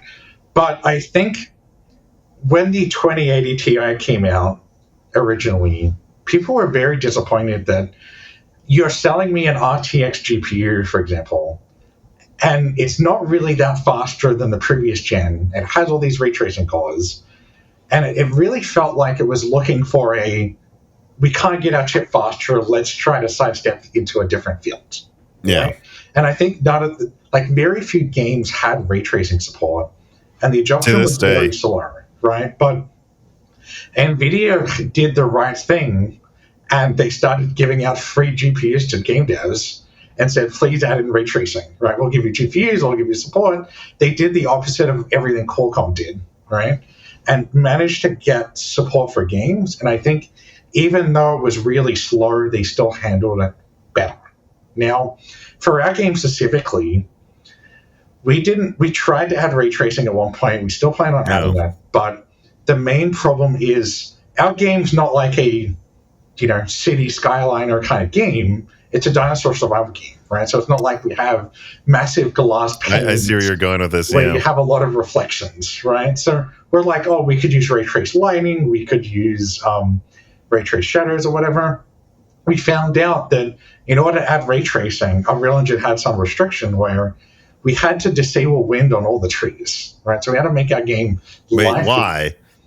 Yeah, so there's a bit of a misconception that real-time ray tracing is actually in real time, right? Where you can update in real time, but if you have like a dynamic time of day and you have shadows and you have wind, there's kind of too many updates going on for it to all work seamlessly in Unreal, right? So the non-ray tracing effect actually looks better because it's like cheaper and you've got wind and all these effects. And so ray tracing felt like a bit of a downgrade. Like, you're going to turn on ray tracing, you're going to lose a bunch of performance, we're going to have to upscale the game to make up for ray tracing being on.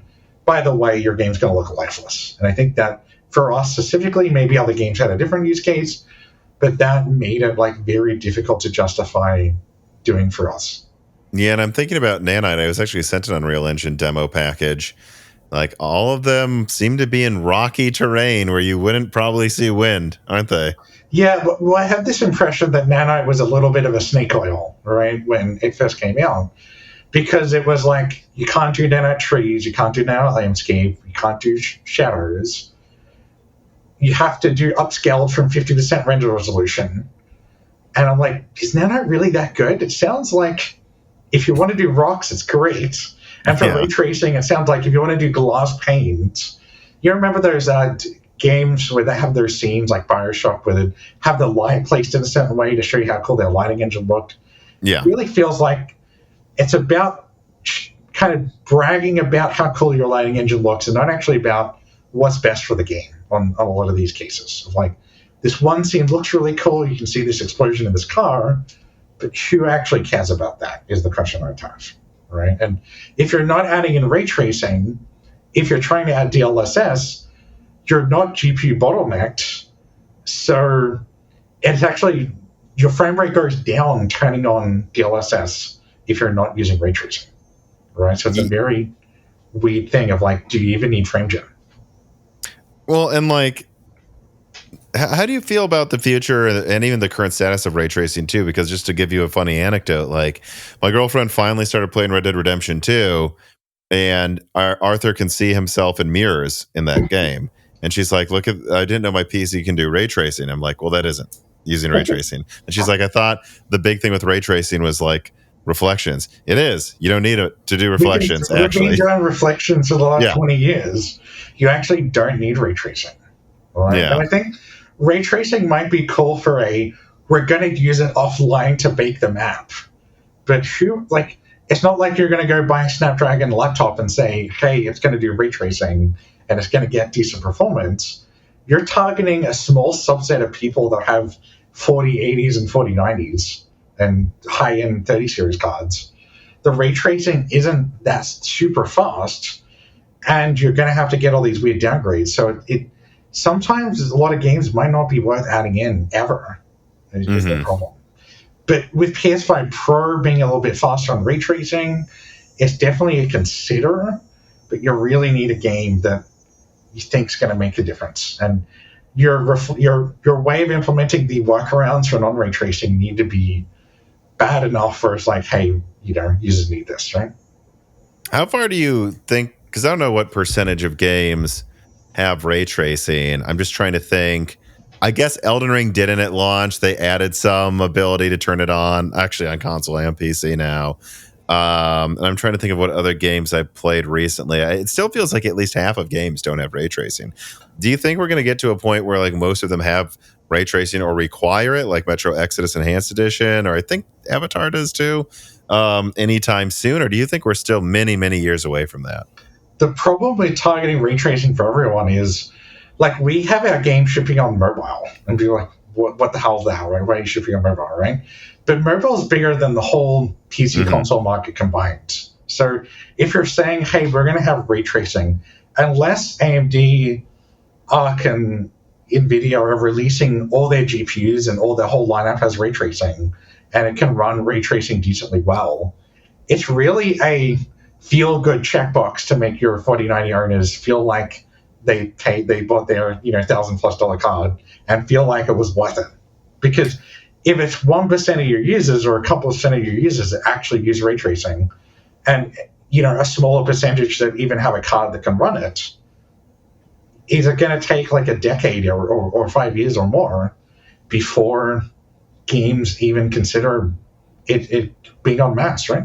Well, what is the level you think where it's good enough? 4080, 3080? I feel like it's probably good enough on the current series, right? Yeah, but at which tier? But it's probably like 4080, 4090 kind of good enough, right? And if people are buying 3060 Ti still or 4060s or whatever, you don't even get more than 8 gigs of VRAM, for example, on some cards. The problem is, like, the cards just hasn't got enough RAM to be good, and let alone ray tracing, right? So unless they're going to say, we're going to add the 4080 ray tracing to a 4060 next year and have more VRAM, I feel like it's going to really struggle and take a couple of generations to even be good enough, right? Yeah, because let's say hypothetically the 8800 XT, like, it seems like AMD's going with price to performance, supposedly has much better ray tracing capabilities. I don't know if it'll equal Nvidia's Lovelace, but we'll see. But let's say they manage to get you 4080 ray tracing for $500.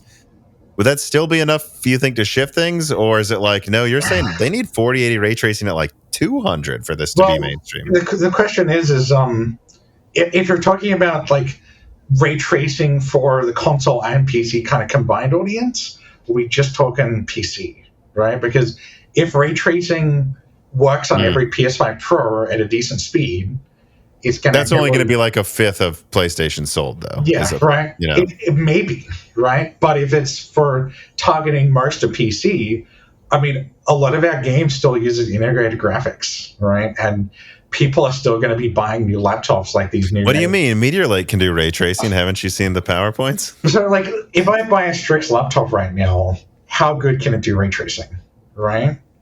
And the answer is, like, probably not very good. Yeah, I mean, I have a Hawkpoint tablet. I haven't benchmarked it, but... And it actually surprised me that it could run Metro Exodus in, like... I was, like, doing 720p 60 medium settings, and it's Metro Exodus Enhanced Edition. So that's, $800 laptop with just an APU doing 720p 60 with ray tracing.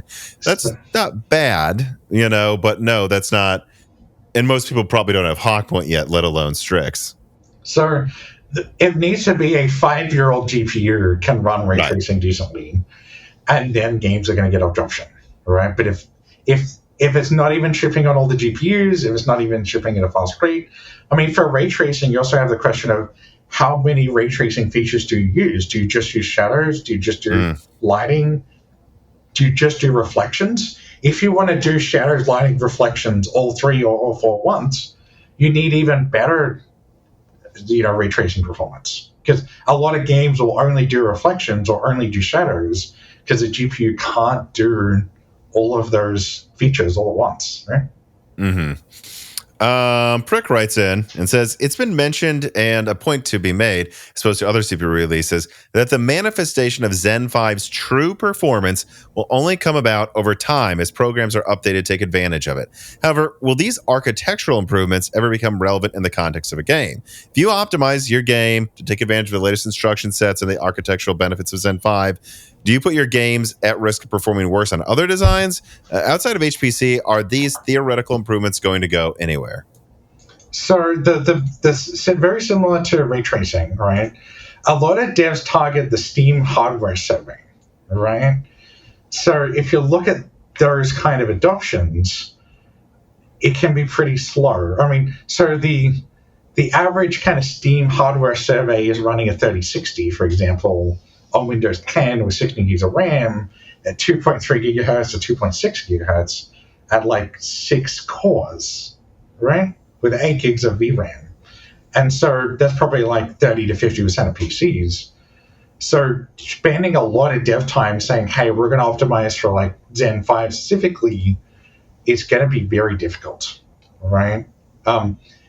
It's really a game of percentages, right? And this is why Mac gaming doesn't take off very much. It's just a small percentage of users have these new processors. And a lot of times, you know, I could go into my game and say, hey, if you don't have AVX, you can't run the game. Mm-hmm. And I could get like a couple of percent extra performance. But I had someone contact me the other day that says, hey, I'm running on a Phenom 2 and I can't run the game. What the hell's going on? And I'm like, doing the math on that CPU, I'm like, is that CPU older than me? Like, I remember having that as a kid, like, right? No, my brother had one when he was little. God, when did that, like 2009, 2010? So we're looking at this point of about going on 15 years. That's how old that CPU would be. So I think really it's not about what new platforms launch, it's about what platforms die. Okay, and if running a game on a hard drive is going to die, if running the game on an integrated GPU that can't do ray tracing is going to die, you're going to see mass adoption of developers. If you don't, it's just going to target a percentage of the top AAA games, right? And here's an interesting one, though. I think I brought this up. I think it must have been to another guest who's a developer in the past few months. And he said that, well, a better question is Unreal Engine 5 simply going to get better updates to support AVX 512? Wouldn't that just overnight kind of make a lot of your games support the newer instruction sets better, though? Yeah, that would be awesome. And I can technically compile my game with AVX 512 support now. But the problem is, I mean, people are cutting 512 support out of the CPUs at this point, right? And it's kind of like this enterprise upsell feature. So the fact that most CPUs aren't going to get it means it's hard to target that architecture, right? And if you have a crash that only happens when you're using AVX 512, how many machines are going to run into that? How are you going to know about it? And it becomes a numbers and testing game at that point. So if, you know, Intel and AMD can agree, we're always going to ship AVX 512 on every processor from this date onwards, easy make. But other than that, it's kind of difficult. And in general, what do you think about what you've seen out of Strix in Zen 5? I am curious to get your opinions on, like, you know, how competitive you think it looks, like how interested you are in using it for both, whether it's for your employees' laptops or for your servers, and just kind of how you think about AMD's position in the market with it right now. So it's kind of a bit rough because with the Intel thing, you kind of only have one choice, right? It's like, you know, if it's the one choice, you know, I'm happy that at least the pricing is good and there's a good, decent performance uplift. And I know some devs they're going to not buy on day one. They're going to wait like a couple of months before they just to make sure they don't want a beta BIOS that the RAM crashes on or whatever.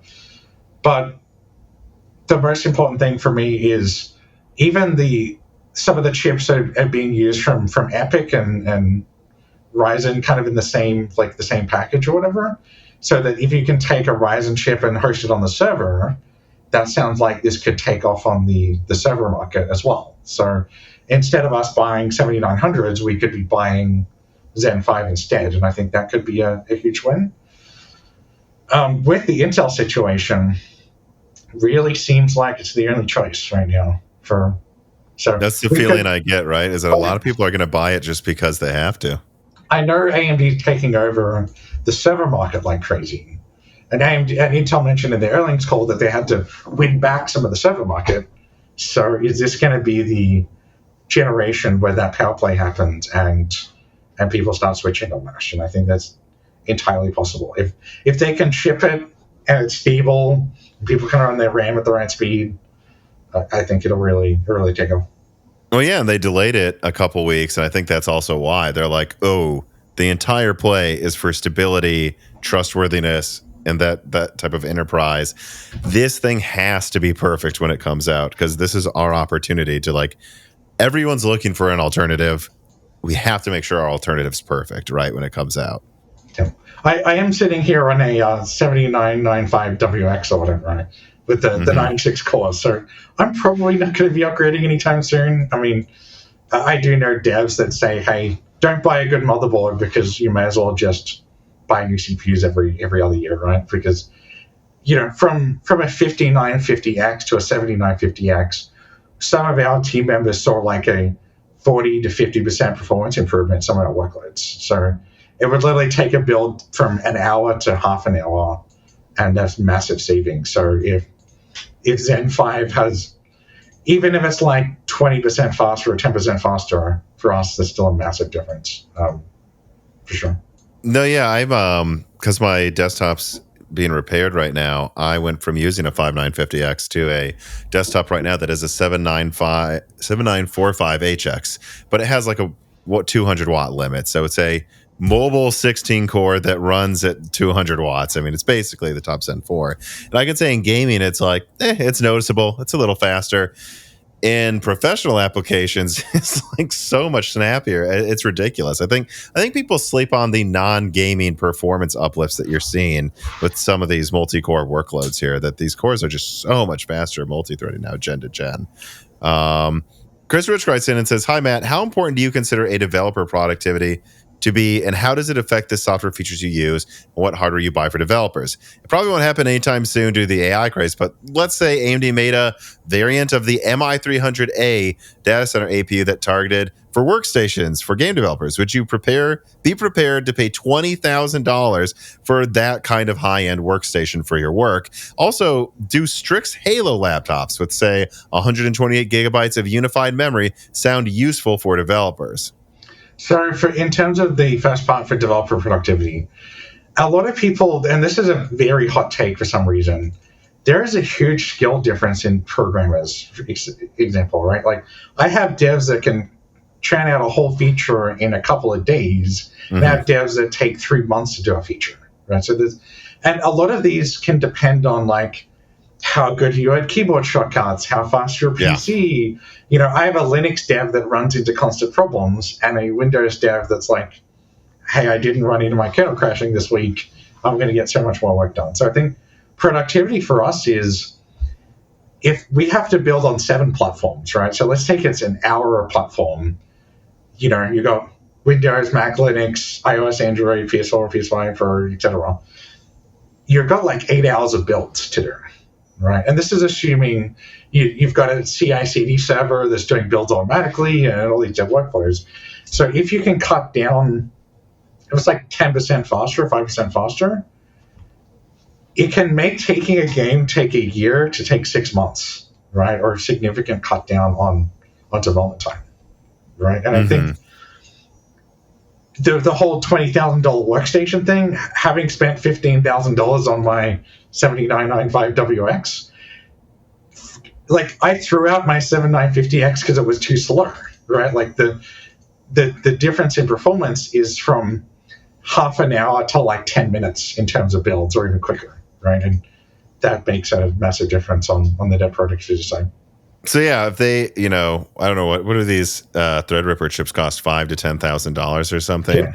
Yeah. You're saying if there's a $20,000, $30,000 mega APU that has like 160 compute units, unified memory, all this stuff, and it was really that fast, like, you would say, oh yeah, we'll get them a $30,000 APU. The main problem with on the graphics side is if you're getting a workstation for your dev productivity, it's awesome. But if it's too different from the consumer side, True. You kind of start running into weird problems. Like if I have an APU that has like insane memory bandwidth, and I'm making a game that, for Strix point or whatever, that doesn't have insane memory bandwidth or as fast, I might be optimizing things that don't line up with the actual product, right? So I'm okay that my Threadripper machine runs games poorly, but have 96 cores. Like that's fine for me. But if it's too far out there, it might be, it might be too different from what the consumer's running to where it's kind of scary to do real work on them. Yeah, and how do you feel about the Strix part of this, the Halo part of that question? That's that 40 compute unit, 16 core APU they got coming out in like half a year. Like, I've been realizing, like, going from, I used to have a Turing Comet Lake laptop that I'd use for work sometimes on the go, and now I've got just this Hawkpoint APU tablet, but of course has a keyboard and so on and so forth. And I find it's easier to work with that because it's just snappier. And there's like way less driver and just crashing problems with a laptop that has one SoC than a laptop with all these different components. It's just always like, I've noticed that with laptops versus desktops where there's just less issues. Like a unified APU, like even Halo, would that be where you could have unified 128 gigabytes of memory? Would that be interesting for you for like your, as like mobile workstation, or would you still insist on like a 4090M or something? I'm running 96 gigs on all my laptops for AM5 right now. So 128 gigs sounds great. I can buy a MacBook though that has 192 gigs of unified memory. That's like also, power efficient or whatever. But for me, the big concern was about the dropping sodium and, CAN memory and some of the weird implications of like, for Snapdragon, for example, you can't buy a 32 gig laptop because they have no stock, and getting more RAM on that's impossible. If this unified memory that's soldered on, that's going to be a rough time for developers, right? Unless they have a CAN module or something I can stick in there that can upgrade the memory, or they pre-ship it with 128 gigs. Which I feel like they're unlikely to do because the gamer kind of use case doesn't need 128 gigs. So as a developer, that kind of scares me that we're actually not going to get large RAM laptops, right? Mm-hmm. So if it had 256 gigabytes, you'd be excited. But otherwise, if you're developing, Macs work fine. And otherwise, you'd probably just go for something with a dedicated GPU.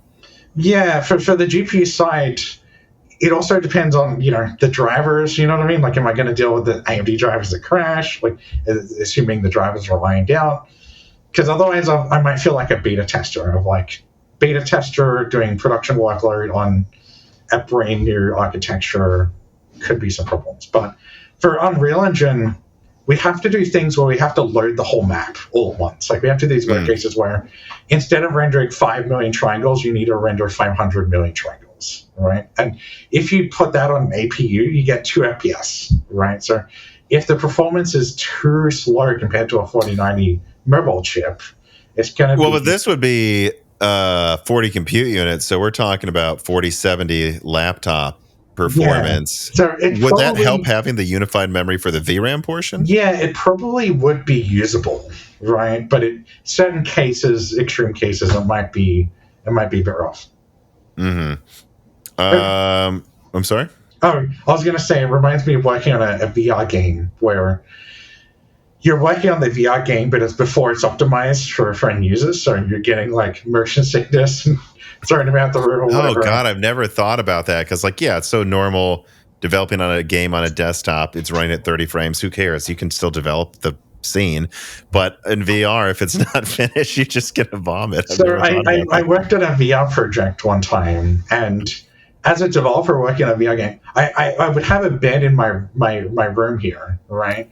And what I would do is I'd work, and then I would be motion sick for like 7 hours after working. I get like an hour of work done, and then 7 hours of being sick. And I thought, man, like the players get sick from the optimized version that's running at a decent frame rate. I'm in the dev version that's got all these bugs and clip through walls and drop frame rate.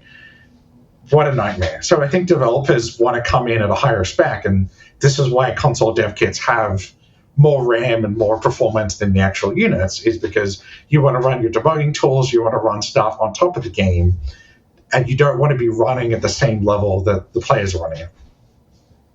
You know, you've given me so much of your time. I don't think we should go for that much longer, but I'd be remiss now if I don't ask you, like, what is your opinion on the VR market? Because it seems like the floor may have just fallen out in it, right? It's dying, right? I think VR was cool for a time, but just like we're talking about with those percentages, having a VR headset's kind of annoying. You know, at some point you had to have like these sensors, and you got to have minimum space, and people get motion sick.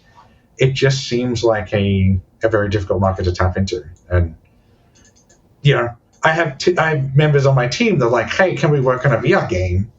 It's like I had a guy in marketing who got LASIK eye surgery to hope to see better in VR, right? Yeah. And it didn't help at all. Poor guy, right? Well, hopefully he doesn't need to wear glasses anymore, so at least he hopefully enjoys that aspect of it. Yeah, for me, I just have this opinion that like PSVR 1 was cheap. It could work on these cheap consoles. That got some people interested. The Quest 2, you could use it wirelessly finally, and it worked well enough. It's high enough resolution. It's like 90 hertz. That's good enough. I don't remember. I think maybe there's an experimental 120 hertz mode, but and it's like, so that's kind of good enough. Like 1440p or higher, 120 hertz or higher, wireless. And I know that the Quest 3 is probably crazy better on paper, and the PSVR 2 is crazy better, but no one's buying them. I just can't help but go, it doesn't need to. The Quest 2 got probably right to where it needs to be for it to be usable. After that, it doesn't need to be twice as good. It needs to be like 4 times better, $200 and much smaller, because the nerds bought it. You know, now it needs to be just sunglasses I put on, and it's not annoying. And until we get everything in one, and it's also at a price where people just impulse buy it, because they kind of were impulse buying the Quest 2, I think that's just a huge mountain to climb that these companies didn't see coming. Yeah, so I think, remember when everyone trashed on the Kinect for shipping with the Xbox for $400, like built in or whatever, like you had to get it, it wasn't a separate thing. I think Microsoft knew what they were doing there, but they didn't really understand. Like, they thought if everyone has one, game developers can target it, knowing, like, write your Xbox game knowing that somebody has one, right? And I think if Sony comes out and say, hey, the PS5 Pro comes with, you know, the latest VR headset, you know, for a decent price built in, it's like maybe it would get adoption. But I think gamers will probably revolt and say, I don't like VR games. That's not my kind of game. I'm a Call of Duty first-person shooter kind of person, and I'm just not gonna appeal to the VR market. And I think if you have to have, like, by the way, buy a game for $60 and buy a headset separately, and have a space to use it. I mean, that's an issue for a lot of people. The Steam Deck, for example, I don't know the exact numbers, but it's like, you know, a couple of million of units, right? We compare it to the Switch, it's got like 160 million. So if you have a couple of million VR units out there, you're targeting a very, very small slice of players. And there might not even be any good marketing options built into the console to say, show this ad just to people who own a VR headset. So you kind of have to convince them to buy the VR headset, buy the game. And it's not like something, say, you know, the Nintendo Wii where like the motion controls were all built in, right? So that's the uphill battle on VR, where unless it's included, it's not going to get a lot of adoption. And if it's got those accessibility problems, it's just going to die off, in my opinion. Yeah, I feel like the holy grail would be if you could get it to a point where it's as strong as PS5, let's say, and it's smaller than the Quest 2. Right, and it's built into the headset, meaning you can walk into your driveway and play VR games. Although I did try that with the Quest 2, and the sun just completely screws it all up. So you'd also have to overcome that. But until you make it so that everyone has a place to use it, and it's easy to use, I also think that's just the other barrier there too as well. Like, you have to be able to bring it anywhere. But I do think the Steam Deck too could be the a way of doing this, though, because they could just plug a cable into a VR headset into your Steam Deck too and put it in your back pocket. I am curious if that's something they're going to plan. It reminds me of when Nintendo tried to do the discount VR with their like Nintendo lever stuff or whatever. If you have that one. Mm-hmm. Who knows? Who knows? I've also heard Nintendo may consider doing that too, but I don't know. It'd certainly be. I think you already got a handheld. It could work. I don't know. We'll see. Of course, their CPU is probably way too slow. All right. Well, I mean, I think we got through everything we wanted to discuss here today, unless there's anything else you wanted to talk about. Cool. Was there any other questions left? Well, there's a few there. If you want to get to them quick. Yeah, I don't mind doing a couple more. It's up to you. All right. Let me see here. Let me at least do. Yeah. All right. Let's do these two. Clean Sweep writes in and says, what do you think about ReadyCode and their efforts to make a modding API or SDK with broad engine support? Yeah, I think that's a really good idea. When we were making our game, we kind of wrote our own modding tools because when you have to trust a third party to do a thing for your game, you can have issues. Like, we trusted Intel to do our CPUs. They didn't really handle it properly. So whenever you have cases where, hey, we trust a third party to do this thing for our game, that can point to failures exist there. But I think aiming for modding could be a good thing. The weird problem we have for modding for games is some game developers have very poor opinions on modding. They're like, how dare you edit my game? This work of art's like perfectly preserved. You've replaced all the gun sounds with pew pew sounds, and the audio artist is upset. So I think a lot of problems with modding of like, why don't game devs add more modding, is some of them don't like modding, right? And they don't understand modding is actually good for my game and healthy for the community. I mean, how many people bought Fallout because of modding? I mean, seriously. Yeah.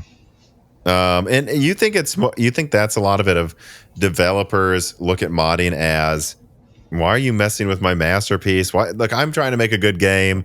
I'm not going to put any effort into making you make some other game with my game. Do you think there's a lot more of it that's like that versus just, we can't sell the mods, so we don't want to support it? Or yeah, because most people assume it's that. So when you buy our game, Path of Titans, mods are kind of included for free, and you can download as many as you want. But for a lot of devs, you have to host CDN servers for people to download mods, and you kind of want it built into the game that happens automatically. You don't want to go like zipping files randomly into folders and stuff like that. So I think there's some friction there, but there's some friction on the dev side of like, I made the Mona Lisa, you're painting over it. You ever see there's like meme recreations where someone's tried to repair an art piece and like drawn over it and it's drawn over it really badly? That's kind of also, like, I know Capcom, for example, hates modding their game. So like, we're going to add anti-cheat to our single-player game to stop you from modding because we don't like mods. It's like, could damage our PR or whatever, right? No, I think that's very, very stupid. Yeah. Oh, I can see why they would come to that conclusion. Yeah. Thalo215 writes in and says, as a developer, what do you think of Gadot versus an engine versus Unreal Engine 5? Do you like it? Do you dislike it? I've been toying with the idea of trying to build a game, and I'm still working on the story, so picking an engine to build is not my first priority, but eventually I'm going to have to. So I really like Gadot, but last time I looked at it, it's like, hey, dedicated servers are coming soon, and we're going to add content cooking that can cook your optimized assets down. And I'm thinking, man, they're a little bit behind. Like, if you're trying to do a AAA game or a 3D game or a game at scale, very difficult, and there's a lot very far behind. But if you're doing an indie game or you're a first-time developer or you're new, it honestly sounds great. It's free, there's no royalties, open source. I mean, those are the kind of things you want to look for. Mm-hmm. All right. So we have gotten through those questions, but I do want to ask you, though, before I let you go, please promote yourself. Where can people find you? Where can they find your games, and how can they support you? Sure. So you can find me at AlderonGames.com. We also have that famous AlderonGames.com/Intel/crashes post or whatever. If you want to contact Intel and say, hey, help Matt get his RMAs, I mean, that might help, but buy and support our games if you want. Or honestly, spreading the good word about the problems is very helpful, because a lot of people, especially if Intel's gaslighting us right now, you saying, hey, my CPU's broken too, or hey, I got rejected from an RMA, I'm going to share it with Gamers Nexus, or even share it here or whatever. Like, that's gonna help a lot. It's just so ridiculous too that supposedly Intel fanboys were trying to DDoS you. I mean, if anything, you're trying to help them. Yeah, there's a bit of a mindset of like, my CPU works, so therefore everything is fake. Everything's on this channel is fake because I have one CPU that works. I didn't test it, I didn't benchmark it, or I got a golden sample. And just, I guess it's a bit hard to say, hey, as a game developer, you can't pick sides, because if I say, hey, Intel sucks, Intel people are going to be upset and not buy my game, right? So even coming out and saying, don't do this could be very costly, right? And I think if people can look past that and say, hey, Matt's trying to help everyone get RMAs or whatever, I think that's probably the better look to take. And I don't want there to be a monopoly where AMD just wins and can kind of upscale prices or whatever and just kind of coast on existing success. Well, yeah. So, I mean, spread the truth and support Alderon Games if you want to support them after having to deal with all of this. But then, of course, now I will shill myself. Please, subscribe to Moore's Law is Dead. Ring the bell button so that you actually see the content that I post on the channel. Like this podcast and share it and comment below. Subscribe to Broken Silicon, your podcast app of choice, and give us a review there as well. And then also, consider joining us on Patreon. You can ask us, like Matt, questions. We have a die shrink that just came out. We should have another die shrink coming out this week. Ad-free bonus videos. You get access to the lowest tier in addition to the Discord. So, yeah, check out the Patreon and all of the content there we have for our supporters. We can't do this without them. But otherwise, everybody, as always, thank you for watching. Thank you for listening. And have a great week, everybody. This podcast was brought to you by the YouTube channel and website Moore's Law is Dead. Moore's Law is Dead and Broken Silicon are trademarks of their creator, Tom. That guy is me, and I am indeed the creator, editor, writer, and showrunner of Moore's Law is Dead podcasts, videos, articles, and other media. However, it's not just me. Moore's Law is Dead is a team, with Broken Silicon co-hosted by my brother Dan, audio editing by Gerard Cortez, renders being done by the industrial designer Jean-Philippe Clermont, and special assistance is also provided by Carmen Cry and Carrie Nosugada as well. Find all of our information at www.mooreslawsdead.com on the About/Support page. In the event you do want to hire me for consulting work, hire Gerard for audio work, hire Jean-Philippe for industrial design work, or you're interested in working with Carbon Cry or Carrie Nosugada as well. You can also find our long-term sponsors on that page if you want to show them some love for putting food on our tables. Or you can also mail us some love. You can send letters or hardware donations to the following address: Moore's Law is Dead, P.O. Box 60632 in Nashville, Tennessee, zip code 37206.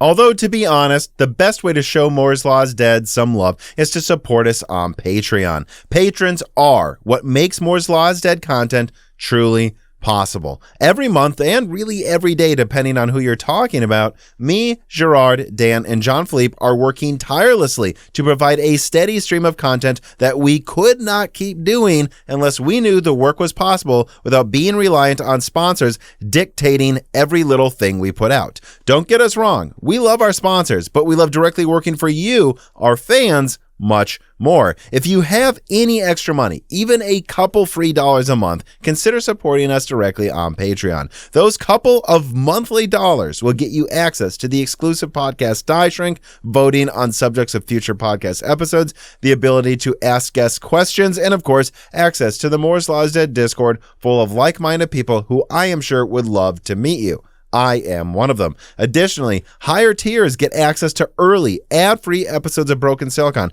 the ability to ask questions in all Broken Silicon episodes and Loose Ends live streams ahead of the recording, and the entire back catalog of Moore's Law is Dead podcasts, in addition to having thanks in the credits of videos and podcasts depending on the tier, with other perks available as well. And hey, if you cannot afford to support us directly every month, please do share Moore's Law is Dead videos and podcasts with friends and family, and on social media and websites like Reddit, and give Broken Silicon a 5-star review on Apple Podcasts or your preferred podcast app of choice. All of this does really help us so much. But like I said, this podcast would not be possible without the patrons directly providing predictable and reliable support every month. And so now it is time to give a personal thanks to the greatest of the fans. The following supporters are at the 10 gigahertz or higher supported levels: Brad Medlin, Drita Foles, Z Jits, Daniel D, Aaron Close, Jan Rauner, Deke, Nicholas Buckner, Daniel High, GZ Ziggy, MJB1, SNES Chalmers, Jem Ferrier, Valco Malev, Jensen Wang, Gregor S. Acker, Sarcastro, Toka,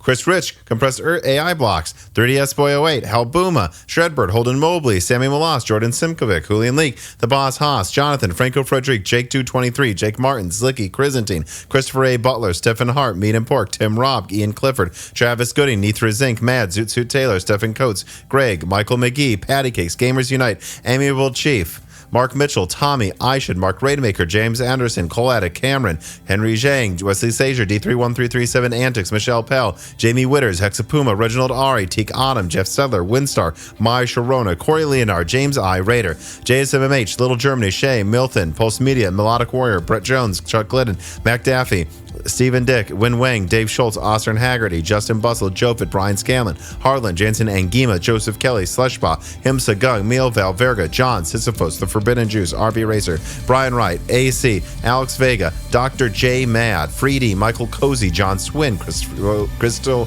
Joe, Elbergun, Jola Martina, Kikum, Solarized 80, Gian Violi, Matthew Marlowe, Thalo 215, Jeffrey Gentleman, Lord Starscream, Brian P, Hoodat 42, Cornstar 671, Penta Winter, Rowan McKickey, Sprutnik, Angel of Cake, Mr. Tiger, John Wick Boomstick, Curry King 3, Porcelain Oats, Nick Zismania, Sakosha, and of course, thank you to Sahara for the music.